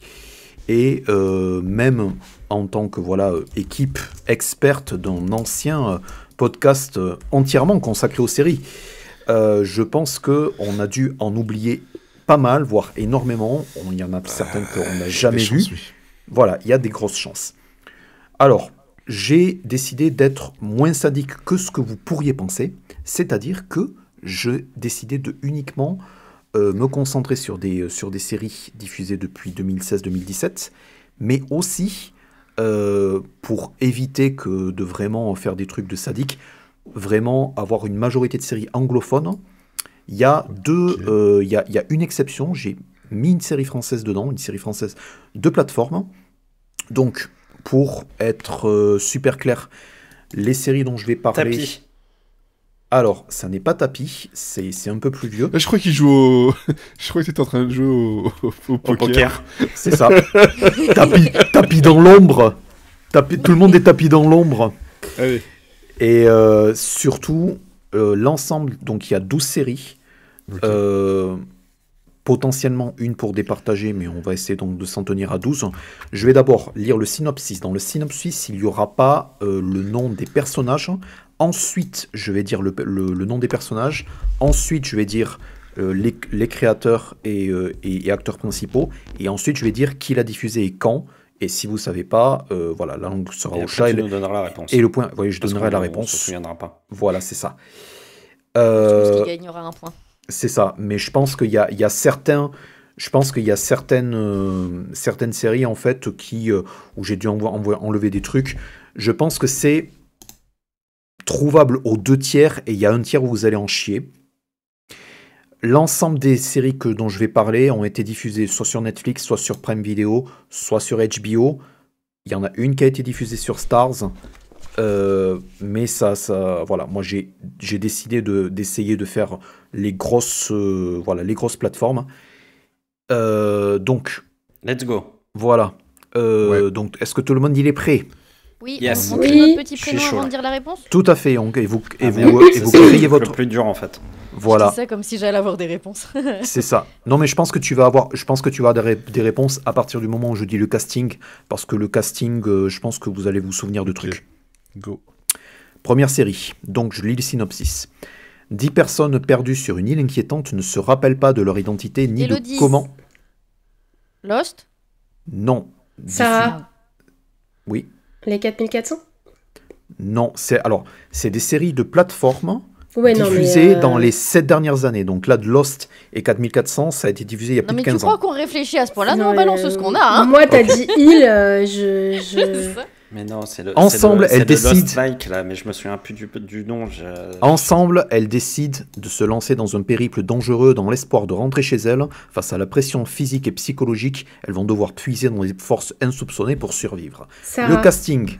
Elodie. Attends, Yellow Jacket. Donc Sarah d'abord. Attends, Sarah attends, d'abord. Ah pardon. on a quelqu'un dans le chat qui donne une réponse. Est-ce qu'on peut donner sa réponse pour Non. lui donner le point? Non, mais pas pour non. moi, mais pour la personne qui veut participer avec nous. Alors, Ah oui. on va. Elle peut avoir le point. Sarah, donne d'abord ta réponse. Moi, j'ai pas de réponse, c'est pour donner la réponse de la personne qui participe. Dans le Mais chat. on verra après justement. On finit de jouer et après Ok, ok, on voit ok. si C'est quelqu'un celle avait que je bon. cherchais en plus. Élodie. Du chat. Moi Elodie. j'avais dit Yellow Jacket, mais c'est trop récent. D'accord. Et donc, le casting, c'était avec Kate Bosworth, Nathalie Martinez et Alex Pettyfer, et c'était diffusé sur Netflix en septembre 2019. Personne ne l'a. Et donc, Non. Non. non mais Donc- sinon le chat. Donc, dans peut-être le chat disait The Island, et le chat Ouais. avait raison. Bravo. Bravo. C'est ce que je cherchais en J'ai fait. jamais entendu parler de cette série. Voilà. C'était Mais une le nom mini- me dit quelque chose, mais Mais oui, mais si, moi je cherchais, je l'avais. C'était mais effectivement- Je me souvenais pas du tout du nom, C'était quoi. effectivement tout pourri, et donc c'est 0 partout. Ça fait partie du tiers, on en Tiens, on chie, se fait c'est pour engueuler en jauger plus. un peu. c'est 0 partout, bande de nuls. Deuxième série. Synopsis. À Venice Beach, un quadragénaire célibataire et alcoolique anonyme semble avoir un quotidien paisible. Sarah. Ah non, c'est moins de 7 ans. C'est 7-8 ans. Ah merde, alors non. J'allais c'est dire pas ça. Californication, mais c'est pas ça. Non, moi Non. j'avais une autre. Il passe la plupart du temps avec son meilleur ami, dans ce quartier de Los Angeles aujourd'hui gentrifié, où il se balade à vélo et connaît tout le monde, une routine perturbée par l'arrivée d'une jeune femme. Le héros s'appelle Chip. Ah oui, merde, je le Au vois. casting, on retrouve Will Arnett, David Oui. Sullivan et Ruth Kearney. La série a été diffusée sur Netflix. Il y a 2 saisons qui ont été diffusées de 2016 à 2017. C'est Je 2016. suis. C'est pas un truc love quelque chose là? Non. Proposez, c'est proposez, juste proposez. un nom, Le c'est chat juste a la un nom. réponse. Proposé. Attends, je... Ah je l'ai si, plus. non mais je vois ce que c'est. Ah je vois son si, petit vélo, si. là. Je vois l'image est très verte et la plage. Un Flake. peu nul. Fred a raison, c'était Flaked. Un point Ah pour Fred. oui, c'était pas très bien. C'était ça, quoi j'avais pas aimé. Oh si, Flaked. c'était bien, il faisait du Oh. kombucha. Oh bah super. Il faisait son propre kombucha. Ça Ouais. m'avait C'est la marqué. seule qualité vraiment. Non, c'était assez drôle. Pour moi, c'était un pré-BoJack Horseman. Parce que c'est Will Arnett dedans, c'est tout. Oui, déjà, mais La même voix. même l'ambiance est déjà... voilà. Moi, je regarde pas les séries qui sont annulées, alors je suis dans la merde dans ce quiz-là. Alors, next. Next. L'histoire est celle d'un jeune producteur exigeant de la société de cinéma Brady American dans les années 1930. La série va se concentrer sur ses envies de développer la société qui lui a donné sa chance et sa quête de l'Oscar. Pour cela, il sera aidé de nombreux scénaristes et réalisateurs qu'il poussera dans leur dernier retranchement. Le héros en question, même si ça va rien vous dire, il s'appelle Monroe Starr. Et le casting, et là ça devient intéressant, dans cette série, il y a Matt Bomer, Kelsey Grammer et Lily Collins. Et c'est créé par le scénariste Billy Ray. Il n'y a qu'une seule saison, ça a été diffusé sur Prime Video en 2017 avec le Pays le Temps 2016 et c'est actuellement diffusé sur M6+, en plus de Prime. Je suis et je prends le titre original et le titre français. Je suis perdu. Qu'est-ce que c'est que cette série-là? Mais- Je suis dans la merde. Voilà. J'ai jamais vu ce truc là en tout cas. En tout cas, Et même ça- dans le chat, ils Non. ont pas le truc. Mais le pitch a l'air sympa.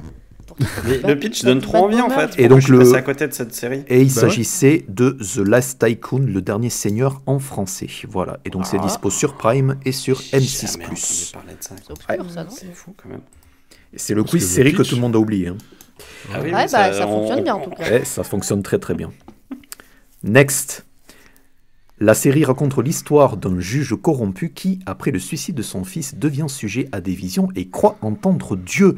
Il devient membre de l'église charismatique. C'est une église qui donne son titre à la série. Le héros, il s'appelle Pernell Harris. Et c'est Ron Perlman qui le joue, avec également au casting Dana Delany, André Royo et Gareth Dillahunt. C'est créé par Ben Watkins qui vient de créer Cross pour Prime en diffusion depuis la semaine dernière. La série a été vue sur Prime de 2015 à 2017. Il y a 2 saisons. Putain, oui, Je sais pas, mais j'ai envie de le regarder. je Aucune vois la idée. gueule du truc en plus. Il y a God dans le titre. Pas le God Miché, le vrai Dieu. Ah, ça m'intéresse plus. Oh la cochonne. Oh Il y a- Il s'agissait de End of God. Ah bah. Qu'est-ce que c'est que cette Par quel bout le réaction prendre Je- enfin Attends, par rapport au. Parce que ce qu'elle a dit, il a dit justement End of God, je suis désolé, mais. La main de Dieu. Ou le point, c'est selon. Ok. Oh, tout de suite. Euh, Dans le chat, juste avant, on a dit c'était inventé. alors dans le reste du quiz en fait, parce que je connais mon... C'est que des fausses séries. Non, je connais... Non, quand même pas. Là, on vient Non, de faire, là, on je vient t'ai de faire dit, le je tiers faisais le un plus truc qui facile, était hein. pas sadique, c'est ça. Comme je connais mon public, en fait, il y a une bite dans le titre d'une des séries. Donc, Ah. et la bite donne un gros indice sur le titre de la série. D'accord. Je suis déjà perdue, là. Je pense que je l'ai, c'était sur Prime. Alors, Ouais. 10 Game épisodes Over, non adaptés des nouvelles d'un célèbre auteur de science-fiction. Niveau réalisation, on a Alan Taylor et Dee Rees. Niveau casting, suivant les épisodes, on a Richard Madden, Steve Buscemi, Maura Tierney ou encore Bryan Cranston qui est coproducteur de la série avec Ronald D. Moore. Il a été diffusé sur Channel 4 et Prime Video de 2017 à 2018. Je suis une anthologie. Sarah. Coup de monophore. Je Ah, merde. suis une anthologie. Sarah. Vas-y, ça. Bite. Je sais pas. Tu m'as dit bite, j'ai dit bite. Non, c'est pas Fred, Oui, je t'écoute. je réessaye Room 104, mais c'est pas celui-là. Ça n'est pas Roman Wanofor. Je me dis que Cranston n'est pas dedans. Alors, il y avait une série que vous auriez pu répondre qui était sur Prime et qui n'a pas du tout le même pitch, qui s'appelle I Love Dick, mais ça n'est pas ça. Ceci pas dit, vous érotique. rigolez, mais il y a vraiment une série qui s'appelle Bite. Ah bah oui. C'est Robert King et Michelle King. Oui. C'est ça. Mais c'est pas Beat, c'est Byte. Et donc, il s'agissait de Philip K. Dick's Electric Dreams. Et Ah Oh oui, oui. merde. Eh ouais. Juste. je vous ai littéralement donné l'indice avant de faire la série. Je vous donnais... Mais tu nous as dit bite, ça nous a pas aidé à... Moi, Eh tu ben, me dis Dick. bitch, oui, mais... C'est Beatlou, quoi, merde, Dick Wolf. Mais non, Electric Dreams, pour le peu que j'avais regardé, c'était chiant. Mm. C'était chiant, comme Pourtant, la mort. ça promettait plein de choses. Hein. Bah, c'est... oui, c'est ce qui a inspiré Blade Runner, surtout, non? Ouais. En grande partie, oui. Enfin, c'est pas la série qui a inspiré Blade Runner, mais oui. Non, Ah, mais C'était une c'est nouvelle, en nouvelle. fait. La C'est nouvelle. nouvelle, ouais. Donc, on est, Le à mouton 5, électrique. on est à 5 sur 12, donc j'en ai encore 7. Vas-y. Allez, allons-y. Fais péter. Un petit village, mais alors tout petit, hein. Tout petit. C'est chez moi. Voilà, un village de Dordogne ou presque se trouve à proximité d'une machine, dont la fonction est d'explorer les plus grands mystères de l'univers. Olivier. Tales from the Loop. 1 point pour Olivier, bravo. Oh. La machine s'appelle effectivement la boucle The Loop. Et chef-d'œuvre. Mais attends, t'as dit que ça se passait en Dordogne. Tales from the Loop, ça se passe en Dordogne? Non, Mais je non, rebondissais. le petit village. Je rebondissais sur. Mais non, tu m'as mais perdu les aussi, gars, là. tu m'as perdu- Moi, je m'attendais à une série française. Pareil, j'étais en train de chercher un truc français, je me suis dit, ouais, ça doit être OVNI, alors j'en Mais sais non, rien. Dordogne, c'est le jeu vidéo, ça n'a rien à voir. Voilà. C'est pas une région. Donc, so far, 1 point pour Fred et 1 point pour Olivier. Et la tête à Toto pour le reste. Ah bah bien. La série suivante est également une anthologie. Attention, ça va être une épreuve de rapidité. À chaque épisode, la série relate le récit en huis clos de personnages séjournant dans une chambre Fred. d'hôtel. Room 104. 1 point pour Fred. C'est Ça, c'était effectivement... bien par contre. Voilà, Ça, produit au début, oui. par Jay et Marc Duplass, vu entre 2017 fait. et 2020 sur C'était HBO et bien au OCS, actuellement sur Max. C'est donc le 2e point pour Fred. Voilà. Tu avais deviné la bonne série, mais pas au bon moment. Mais Non. tu t'es bien rattrapé. Attends, t'as dit hôtel alors que c'est motel, bon après, ça passe. Oh, vous voulez sur Alors, le jeu, monsieur. Cette série-là, elle est un peu plus récente. Elle est avec une de mes actrices personnellement préférées. Donc, je vais personnellement vous en vouloir si vous la trouvez pas. Alors, une voleuse qui sort de prison se trouve reforcée à exercer son métier pour des criminels excentriques et dangereux. La voleuse en question s'appelle Daisy Kowalski et c'est son surnom qui est également le nom de la série. Personne? Merde. Sarah. Là, Putain. Poupée russe? non. Non. La voleuse en question est incarnée par Carla Gugino et il y a aussi Oui. Giancarlo Esposito dans cette série. Il y a une seule saison vue en 2019 sur Cinemax. Fred. Kaléidoscope. Ah non, c'est pas ça. Non, il y avait Giancarlo Esposito, mais c'est C'est l'autre. Carla Gugino qui est l'héroïne principale. Elle est actuellement C'est sur moi, le Max personnage. et c'est une série Cinemax. Putain, comment ça s'appelle? Je suis une excellente série. Je suis embêté. Tu es embité même. Tu vas nous en vouloir. Voilà. Mais je vois bien de quoi tu parles, hein, mais le titre ne me revient pas. Hein. Le titre était Jet avec 2 T. Ah ouais, ah, ça me serait jamais revenu. C'est une excellente série que je vous recommande. Je vous recommande énormément. Voilà, donc pour l'instant, on est toujours avec. Il donc faut Fred que qui tu mène. te jettes dessus. C'est Mais ça. il n'y a qu'une série, une saison parce qu'elle a été annulée ou Elle a, il y a une vraie ils fin ont jamais. Je crois pas qu'il y ait une. Je crois qu'il y a une vraie fin et après c'est une série. Enfin, c'est Carla Gugino et Sébastien Gutiérrez en fait qui l'ont fait. Voilà, bref, bref. Next. Alors celle-ci, je Celui pense. qui Il faut veut pas la regarder regarder, ou pas? Mais c'est ça, il dit il sait même plus s'il y avait une vraie fin. Tu l'as pas Je regardé me souviens- non, mais je me souviens plus de la fin. Par contre, je sais que ce que j'en ai vu était excellent. Bref, dans un futur proche, donc une prochaine série, dans un futur proche, il est désormais possible de déchiffrer le code du véritable amour grâce aux données personnelles de ses utilisateurs obtenues via des micro-robots implantés dans leur cerveau. Une nouvelle application garantit avec certitude de Sarah. trouver le partenaire. C'est pas un truc genre pod... in the pod quelque chose? Non. Une nouvelle application garantit avec certitude de Non. trouver le partenaire amoureux idéal et transforme le rêve ultime de trouver l'âme sœur en réalité. J'ai regardé ce truc-là, Mais c'est y a-t-il très bien. un prix à payer lorsqu'on laisse son algorithme choisir l'homme ou la femme de notre vie? Olivier. Alors, Je crois que j'ai vu le c'est une début. série avec Hugo Il y a Becker, et Ouais. Agathe Bonitzer, qui est Putain, créée je par vois. Audrey Fouché, la co-créatrice des Revenants, co-scénariste des Revenants. Et elle a été vue sur Netflix au printemps 2019 et aussi à Sérimania. Je suis C'est pas un truc une Netflix série française. Netflix Je suis une série Netflix Ah putain, avec Hugo Becker. c'est O quelque chose ou pas? Ah putain, Osmosis. Et un point pour Sarah. Ah voilà. Voilà. Que j'ai jamais C'est vu, ça mais qu'on on a veut. fait des interviews, donc je me rappelle. Je réapparais maintenant que j'ai un point, c'est bon, j'ai plus C'est la ça. honte. Et donc, voilà, je prouve avec ce quiz en fait qu'il y a beaucoup C'est la- trop de télé qui a été produite. C'est Voilà. l'Académie des Neufs. Ouais. Alors, celle-ci, elle va être juste très très chiante à trouver, donc voilà, je pense que je vais la dire après.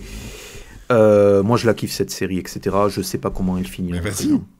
Dans Allez, une go. version onirique de la capitale mexicaine, c'est-à-dire Mexico. Un groupe de jeunes amis, vraiment, j'aime bien me foutre de votre gueule. Un groupe de jeunes amis va monter un drôle de business autour de sa fascination pour l'horreur. Il y a 2 saisons, c'est une série HBO.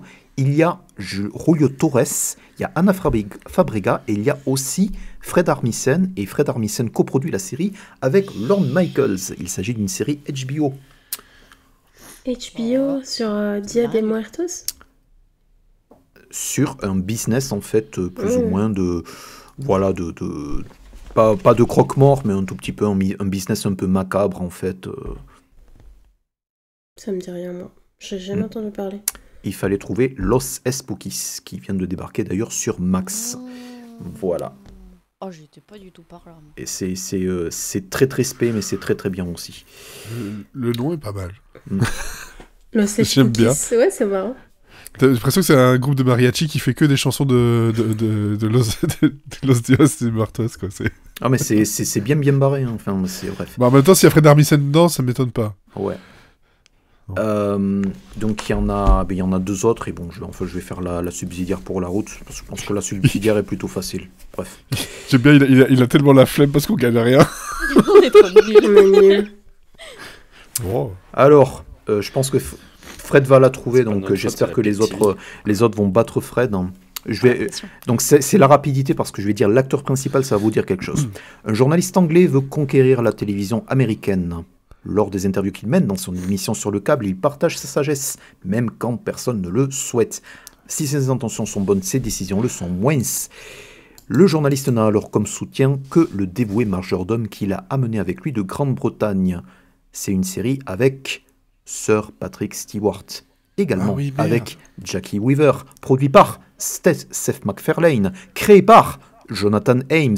Et oui, c'est une série Stars qui compte 2 saisons vues sur Stars et OCS entre 2015 et 2016. C'est The Bunt. Fred, The Bunt, un truc comme ça. Quelqu'un Non. veut essayer? Série comique avec Patrick Stewart. Non, Blunt je connais Talk. que dans Star Trek. Il Ah, bah, s'agissait j'étais de pas Blunt loin. Talk. Tu étais pas loin, Moi, je dis un mais tu l'as demi-point, pas quand trouvé. même. Je voyais le truc, et en plus, c'est pas là où il y avait Zarek Galifianakis aussi à un moment donné. Non, c'est Alors, un peu une autre série. c'est la précédente. Donc, en fait, le créateur Jonathan Ames, il a fait d'abord Bored to Death avec Ted Danson Oui, et ça, Zach c'est- Galifianakis. Ah, j'aimais Ça, bien c'était cette série. génial, ça. Voilà. Jason Schwartzman, non? Ouais. Exactement. Oui. Exactement. Ça, c'était sa série précédente. Et Ted Danson, quoi. C'était tellement Yep. bien. Avant-dernière série. Alors, celle-ci, je l'aime pas, mais peut-être ça va vous dire quelque chose. June et Oscar vivent une vie de couple marié confortable bien que prévisible. Cependant, un événement soudain va les mettre dans une situation complètement inattendue, ce qui va les pousser à remettre en cause leur vision de l'amour et du mariage. L'événement, c'est qu'ils crèvent. Tous les deux. C'est qui Trop bien. crève Série. J'aime bien les effets de manche, hein. Je l'ai écrit en cette truc. Créé par Alan Yang, donc co-créateur de Masters of None, et Matt Hubbard, donc avec Fred Armisen encore, et Maya Rudolph. Une seule saison sur Prime Video en 2018. Est-ce que vous l'avez? Oui, Fred. Oui. Forever. Bien, 3e point pour Fred. Oh là là. Non, mais... J'avais C'est adoré j'en ai cette jamais série. entendu parler. J'avais détesté cette série. en fait. J'avais Donc, adoré ça. Voilà. Tout le monde a oublié ce truc-là. Non. Oui, enfin, oui. Mais t'en as bien chié quand même. Mais Et en là- fait, c'est June et Oscar, puis après, je fais, oui, mort, et je voyais le truc. Je voyais, et puis après, quand t'as dit Fred Armisen, je fais, ok, ça va, c'est Forever. Et la dernière série, qui est peut-être un peu plus facile, j'espère. Hein, parce que déjà, il y a 4 saisons, donc déjà ça, je le dis d'avance. Ouais. Alors, Diplômé des universités de Berkeley et de l'Indiana, le héros de cette série était un avocat brillant qui a quitté le cabinet qu'il avait confondé. Maintenant, ce cabinet couronné de succès et brasse des milliards. Notre avocat est devenu alcoolique, le pauvre, après qu'un suspect de meurtre, acquitté pour des raisons techniques, a tué toute une famille. Il vit désormais dans un hôtel miteux pour séjour prolongé, le Ocean Lodge Hotel, près de la jetée de Santa Monica. Aujourd'hui en disgrâce, il aide une jeune avocate sur une affaire pouvant lui permettre de se venger de son ancien associé. Le personnage s'appelle Billy McBride et il est incarné par un autre Billy qui s'appelle Billy Bob Thornton. Putain. Une série co-créée par David E. Kelly et Jonathan Shapiro et il y a 4 saisons sur Prime Video. Quelle est cette série ? J'ai vu le premier épisode et c'est tout, en fait, de ce truc-là. C'était très lent. Ouais. Comme ta mémoire. Ah ouais. Bah ouais, écoute. Oh la violence. Eh dis donc, tu vas te calmer, hein. Comment tu parles à mon mec? Va taper, hein. Va taper, hein. Je suis pas contente, hein. Je suis. Il y a des accents maintenant. Il n'y a plus rien qui va. Il m'a grillé le cerveau avec toutes ces séries-là. Voilà, franchement, je suis morte. Bon, la réponse était Goliath. Et donc Fred a gagné avec 3 points et 1 point chacun pour Olivier et Sarah. Bravo. Moi, je dis bravo, Elodie.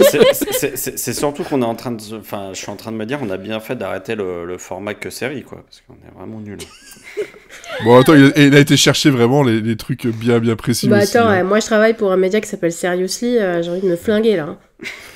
Et attends, rappelez-vous quand on a fait l'épisode sur lequel on se rappelait justement des épisodes d'avant de Monsieur Siri and Friends. Puis on a parlé de cette série-là. Ouais, non, mais ça arrivait souvent. Il faut avouer qu'on en regarde beaucoup. On en a regardé beaucoup, on en Et regarde donc, c'est encore pas plus drôle mal. de se souvenir de celles qu'on regarde pas. Mais par contre, Elodie, juste un truc, les quiz que l'on fait en général, c'est pas comme au golf, c'est pas celui qui marque le moins de points qui gagne. Enfin, Laissez-la tranquille, ça suffit.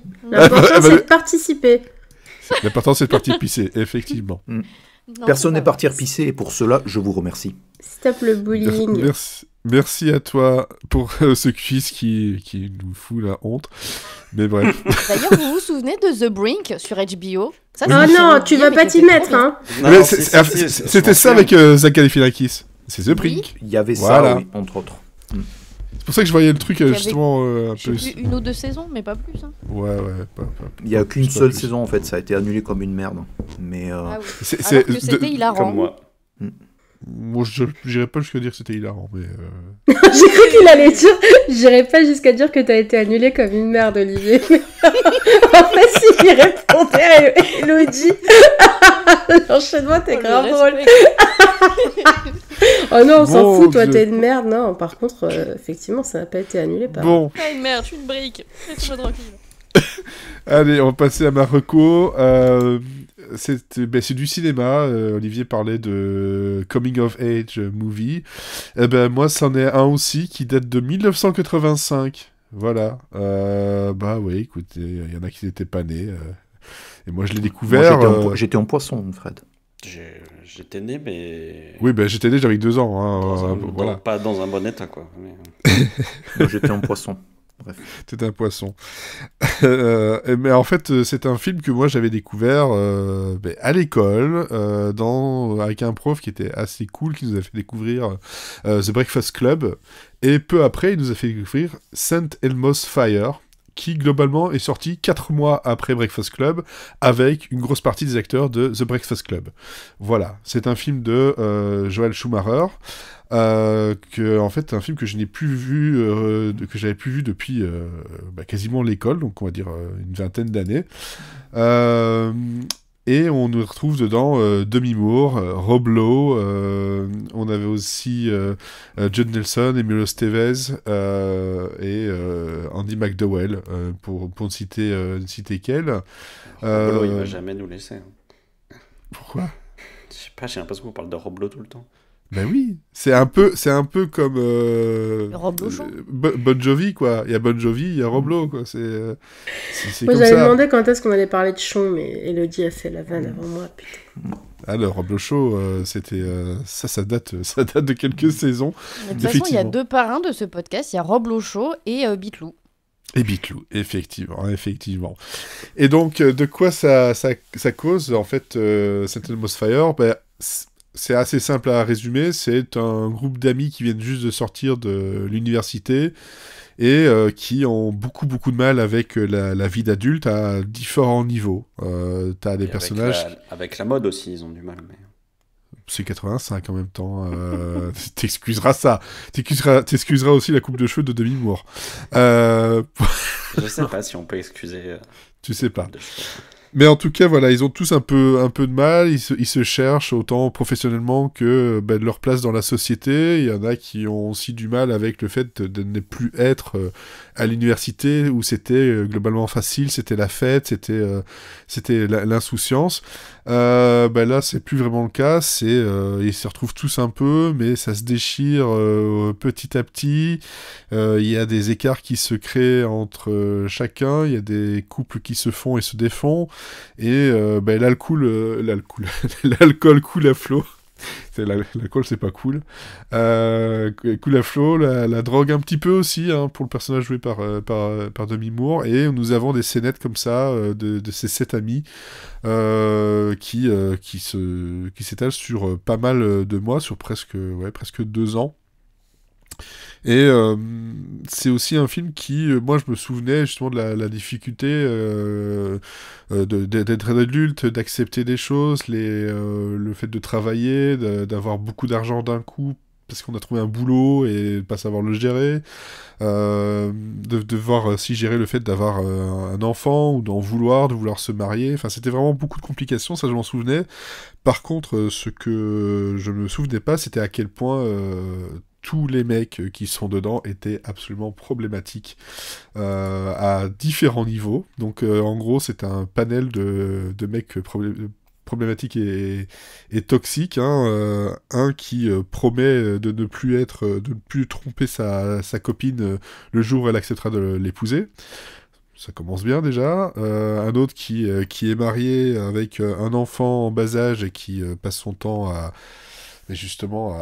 la tromper, à coucher à droite et à gauche. Un autre gars qui a l'air super sympa comme ça au départ, mais qui revoit son amour Enfin, son amour. Pas vraiment son amour, mais son idéal féminin qu'il avait rencontré à l'école et qui est Andy McDowell. Donc excusez du peu, hein, c'est vrai qu'on peut comprendre un peu aussi. Hein. On comprend.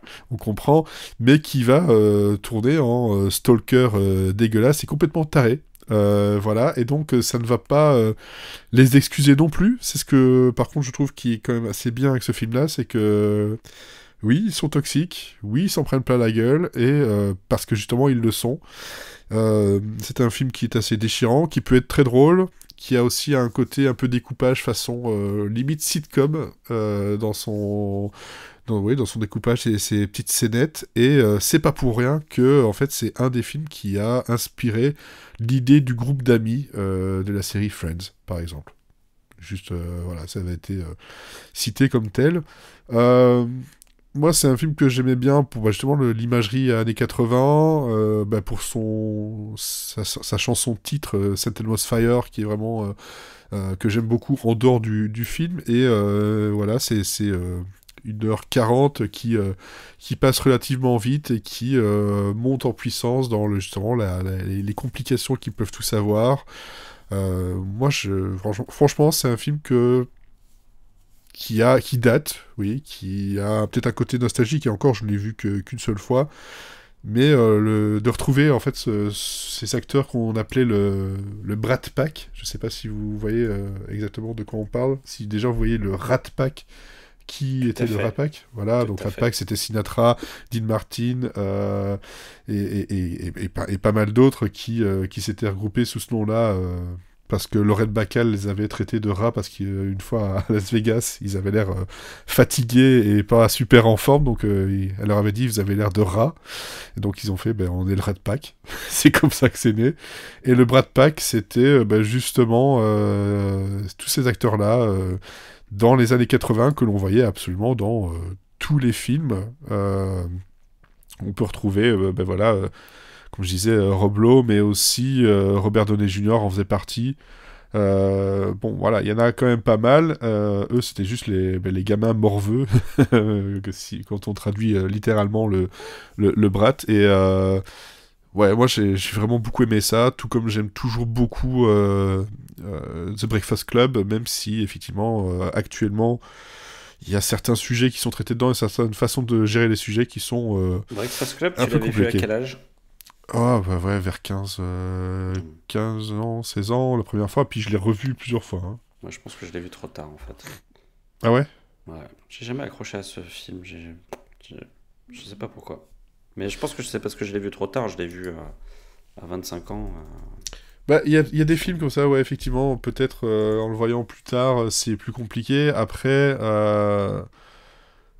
c'est John Hughes, et j'ai un certain amour pour le cinéma de John Hughes, qui fait pas que des choses très très bien ou qui vieillissent forcément bien. Mais bon, voilà, il y avait Ferris Bueller que j'adore. Je préfère Ferris Bueller largement. Mais, Oui, ben toi, moi, je préfère Breakfast Club à Ferris Bueller maintenant. Voilà. Puis après, bon, voilà, il y a pas mal de choses. Uncle Buck que j'aime beaucoup et Weird Science, mais John Hughes, moi, j'aime beaucoup. Et là, bon, ben, ça aurait pu être un film de John Hughes si on avait le côté un peu plus peut-être romantique. Là, c'est un côté un peu plus limite crasseux derrière les apparats des années 80 et le côté un peu bling-bling, quoi. ouais, du coup, ça me donne bien envie de ça.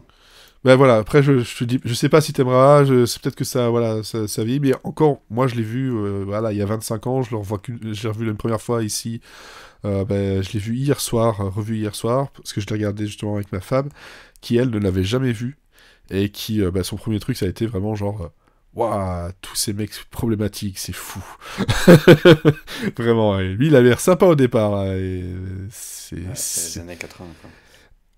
Ouais. Mais pas que. Mais pas que, je pense. Enfin, voilà. C'est Almost Fire. Ça se trouve maintenant facilement en DVD Blu-ray. Après, sur les plateformes, c'est nulle part. Ou en VOD, quoi. Donc voilà, vous pouvez le trouver, je pense que sur Apple TV, Google, etc., genre pour 4 € en location, et ça fera l'affaire d'une soirée, quoi. Voilà. Donc je suis le seul à connaître ce film-là, apparemment. Ou en est Ah souvenu. ouais. J'ai jamais entendu parler. Je crois Ok. que Sarah en a Sarah, déjà entendu parler. Oui, j'en ai déjà entendu parler, mais je l'ai jamais vu. Mais moi, par contre, j'ai vu Breakfast Club assez tard et j'ai bien aimé. Mais c'est ça dépend, c'est comme le Wayne's World, par exemple. Wayne's World, tu le découvres Oui, maintenant, c'est mais il y a plein de compliqué. films comme ça. Je hein. confirme. Ouais, voilà, bon, bref. C'était ma reco. Si jamais, n'hésitez pas à mettre des commentaires et à dire si vous l'avez vu ou découvert il y a peu ou il y a longtemps. Niveau récap, Olivier, c'est ton tour, hein, si je ne me trompe pas. Oui. Moi, je vais d'abord vous parler de... Je suis allé hier soir, j'étais au concert de Nick Cave à Bercy.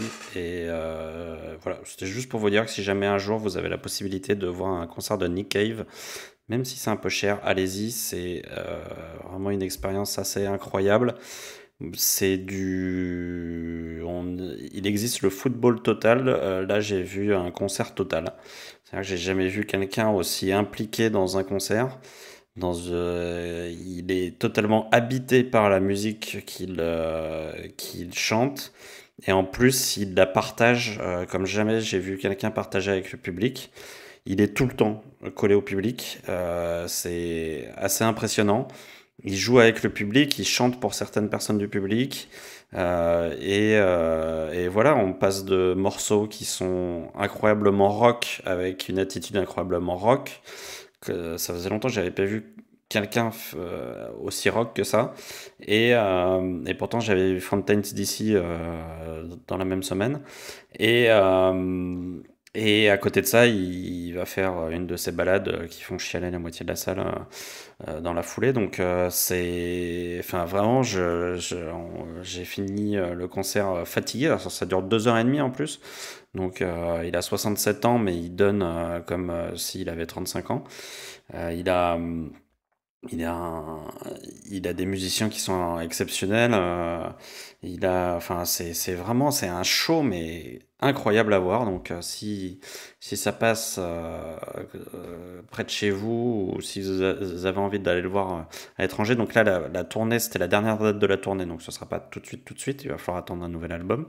Mais c'est vraiment un truc à voir parce que c'est assez incroyable à voir. Ça fait partie des meilleurs concerts que j'ai vus dans ma vie, donc vraiment un vrai plaisir. Sinon, en termes de série, j'ai enfin pu commencer la saison 2 des Anneaux de Pouvoir, donc je me souvenais absolument pas de la saison 1. Je me souvenais que j'avais pas détesté comme la plupart des gens, mais par contre, Mais tu t'en souviens pas quand même. non, mais ça, c'est pas trop un critère parce que même Lost, que j'adorais et tout, d'une année sur l'autre, je me souvenais pas forcément de ce qui s'était passé dans la saison d'avant. Donc, et en plus, c'était vraiment tous les ans pour le coup. Alors que là, les Anneaux de Pouvoir, on a mis un peu de temps à avoir une saison 2, donc c'est un peu normal. Par contre, je trouve que ce début de saison 2 est très intéressant. Le problème des Anneaux de Pouvoir, c'est qu'il fallait mettre en place tout l'univers sur la saison 1. C'était compliqué. Il y avait des enjeux à mettre en place, il y avait des personnages à mettre en place, il y avait tout un monde entier à mettre en place. Donc forcément, c'est long. Mais là, on est rentré dedans, ça y est. Et pour le coup, je trouve que la saison recommence très bien, très fort, avec des bonnes scènes, ça, c'est assez vif. Moi, je trouve qu'en termes de qualité de réalisation, c'est quand même assez impressionnant. Il y a des très beaux décors. Bon, il y a des fois où les CGI se voient un peu, mais ça me gêne moins que dans un Gladiator qui est censé être dans un monde réel, bien que antique. Là, ça me dérange pas parce que c'est un monde, c'est de la fantaisie, donc ça me dérange pas d'être dans quelque chose d'assez irréel. Mais malgré tout, on sent quand même qu'ils ont tourné dans des vrais décors et ça se voit. Enfin, je trouve qu'il y a une qualité de production qui est assez étonnante. Et pour l'instant, j'ai vu 2 épisodes et j'ai pas vu le temps passer sur ces 2 épisodes. Donc voilà. Et je pense que ça y est, la série est lancée. Il fallait vraiment mettre en place tout l'univers. Et maintenant que c'est en place, on peut y aller et on retrouve. Moi, je retrouve le même plaisir que quand je regarde Le Seigneur des Anneaux. Donc c'est quand même le but du truc, quoi. Donc, et il y a une autre série qui, elle, a commencé, qui est beaucoup plus récente, puisqu'elle a commencé il y a la semaine dernière. C'est Hippocrate, c'est sur MyCanal. Et c'est la saison 3, c'est la série de Tom Hanilty, qui est le réalisateur de films comme Première Année. Je me souviens jamais des titres de ces films parce qu'ils se ressemblent tous, mais en gros, c'est un ancien médecin qui est devenu réalisateur, un ancien urgentiste en plus, et qui, depuis 3 saisons dans Hippocrate, nous plonge dans le quotidien des urgences d'un hôpital de parisien, et l'hôpital Poincaré. Et surtout, il nous montre à quel point l'hôpital est complètement à sec et doit faire avec le manque de moyens, le manque de place et le manque de considération. La saison 1 de la série était un peu moyenne, mais parce que je pense qu'il fallait il fallait laisser. Je pense qu'il y avait des contraintes de production et il y avait une main mise de Canal+ sur la série qui faisait qu'on était obligé de mettre en avant Louise Bourgoin alors que c'est loin d'être la meilleure de la série. Par contre, la deuxième. Et c'était tout mignon, hein. C'était pas par rapport à ce que ça racontait, c'était encore Oui. un peu feel good, tu vois. Mais c'est ça. En fait, Lilti, c'est quelqu'un qui dit beaucoup de choses, mais qui a longtemps été trop poli pour le dire de manière cash. Et donc, il disait les choses, mais c'était pas marquant, quoi. Et depuis le Covid, en fait, et depuis la saison 2, pendant le Covid, il a aidé les hôpitaux comme il pouvait. Et ce qu'il a vu l'a totalement révolté et il n'a plus de filtre maintenant. Maintenant, il a envie de gueuler, il le gueule. Et c'est ce qui a donné la saison 2 d'Hippocrate, qui a été un uppercut dans ma tête et qui a mis instantanément la série, pour moi, au même niveau qu'une série comme Urgence. J'avais jamais vu une série médicale aussi forte que depuis Urgence. Donc c'est pour vous dire à quel point je mettais cette saison très très haut. Et surtout, c'était très politique, c'était très cash, c'était très fort, avec des acteurs qui se sont révélés complètement, et notamment Alice Belaïdi qui était juste phénoménale dans le rôle. Enfin, tous les acteurs, on y croyait à fond. Tous les acteurs étaient très bons, tout ça respirait la réalité, et c'était en même temps il y avait une bonne dose de drama. Donc pour moi, c'était vraiment la perfection de la série médicale. Et là, la saison 3 est arrivée sur Canal+, et honnêtement, je suis replongé dedans en une seconde. Les acteurs sont toujours aussi bons. Les enjeux sont toujours... il arrive toujours à trouver quelque chose encore plus fort et en même temps qui reste réaliste. On est quand même dans la fiction, donc il faut pousser un petit peu les potards parce que il faut quand même donner un peu de tension, un peu de... Voilà, des choses qui sont de la pure fiction. Mais il arrive à balancer avec la réalité, avec son message politique. Et voilà, moi je suis en apnée totale à chaque épisode. Je vois ces pauvres urgentistes qui sont en train de faire un Tetris géant pour essayer de caser les gens, de faire en sorte qu'ils soient pris.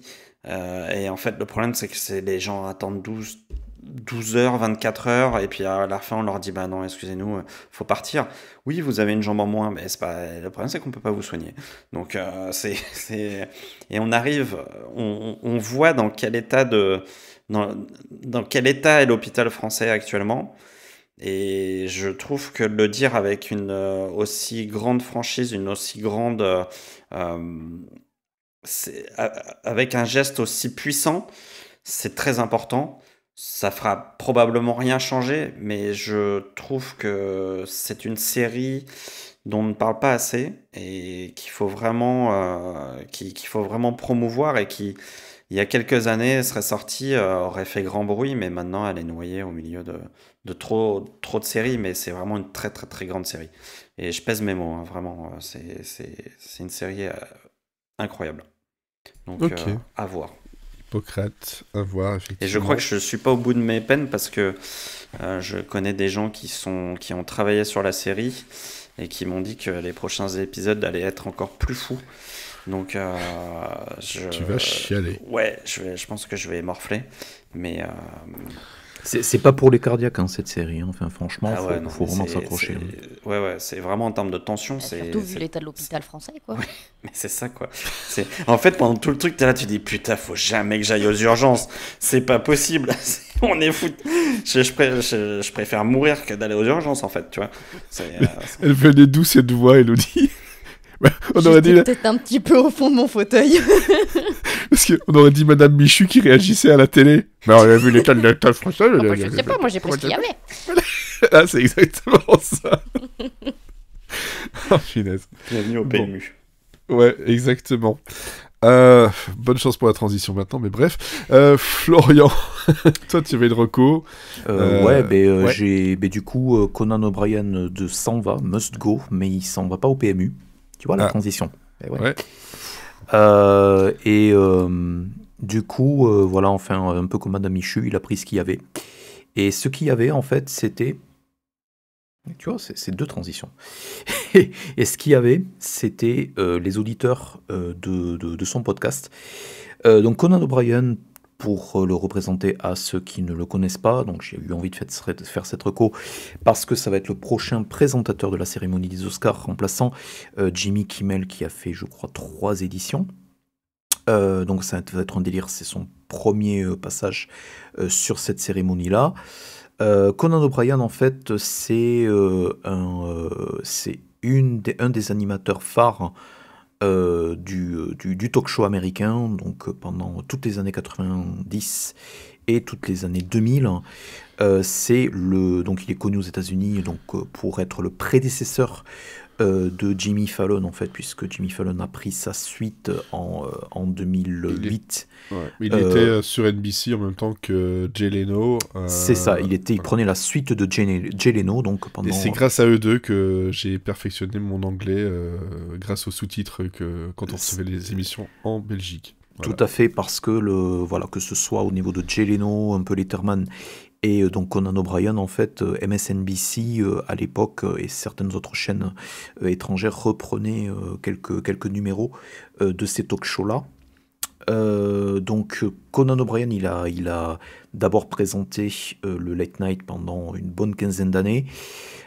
Ensuite, donc il y a eu une bisbille en fait où donc un peu par jeu de on lui avait promis la présentation du Tonight Show.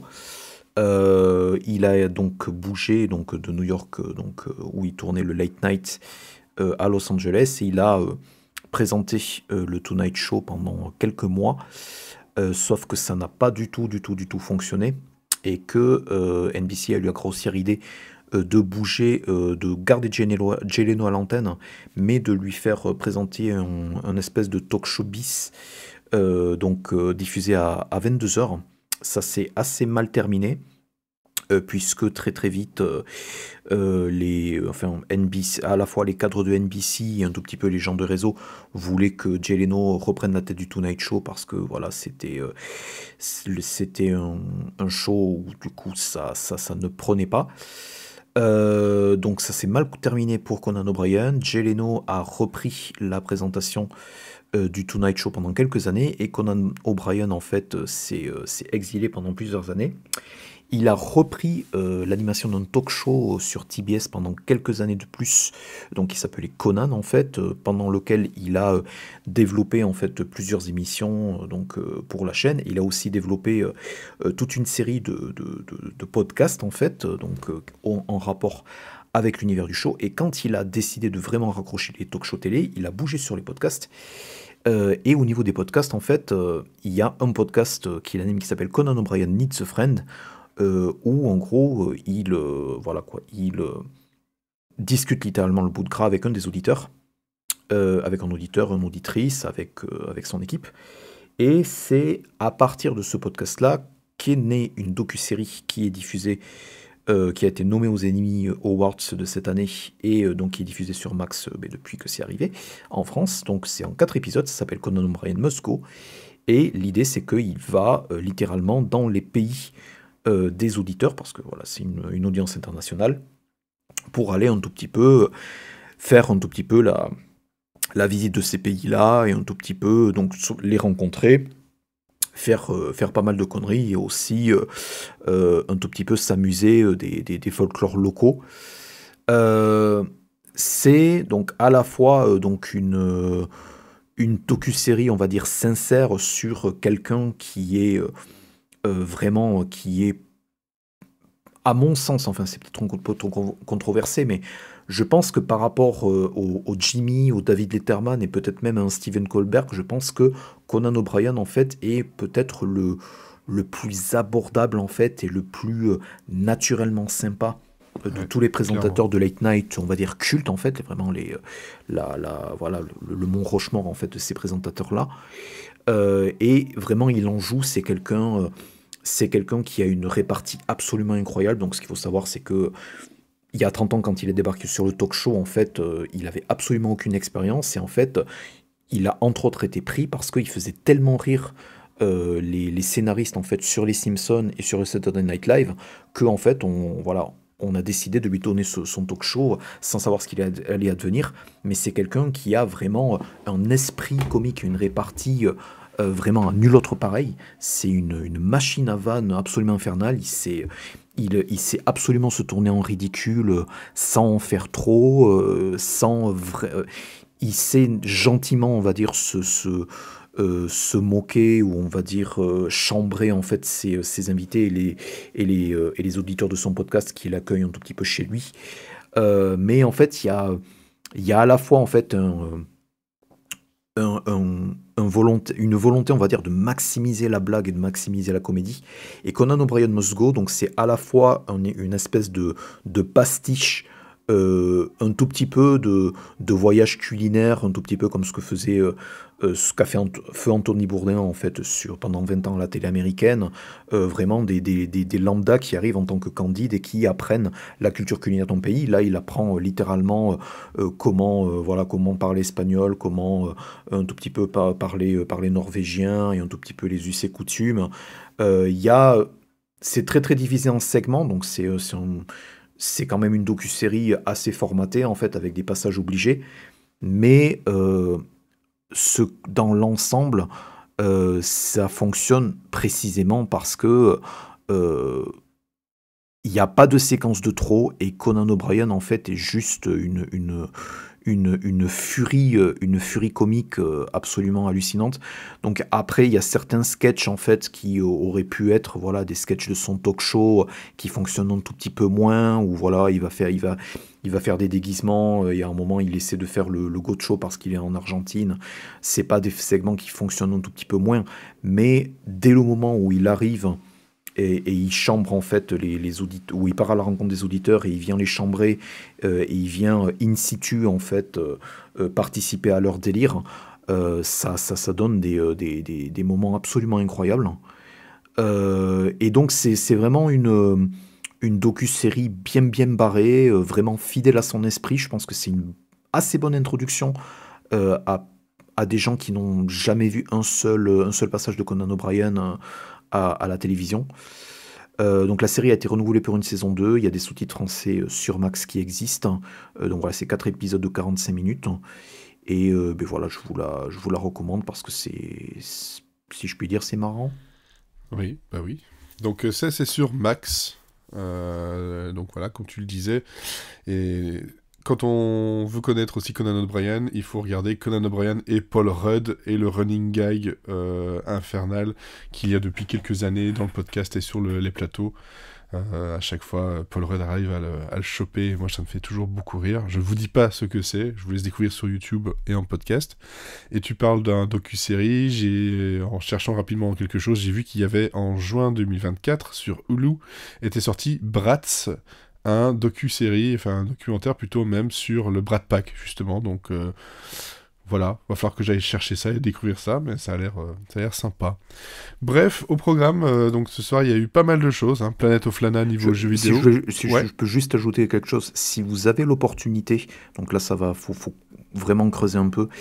Il y a un documentaire, je viens de m'en rappeler, il y a un documentaire hallucinant en fait de son passage post-Tonight Show en fait, où il n'avait pas de talk show ni rien du tout, et il est parti en tournée à travers les États-Unis, qui s'appelle Conan O'Brien Can't Stop, où en fait on apprend que voilà, c'est un zikos vraiment confirmé, et donc il est parti avec son groupe faire le bœuf. C'est un docu absolument hallucinant, donc si vous avez l'occasion de le choper, allez-y.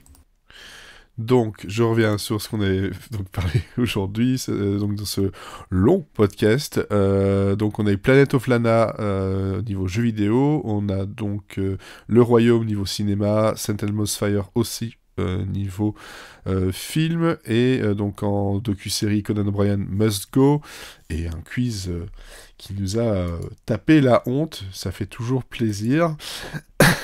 En tout cas, merci à vous 4 de m'avoir accompagné pour cet épisode 10 de l'hebdo de Culture Club Sandwich, et on souhaite à tout le monde de bonnes culturelles, une bonne semaine, une bonne soirée, une bonne nuit, un peu tout ce qu'on veut, et surtout bonne journée. Bonne journée.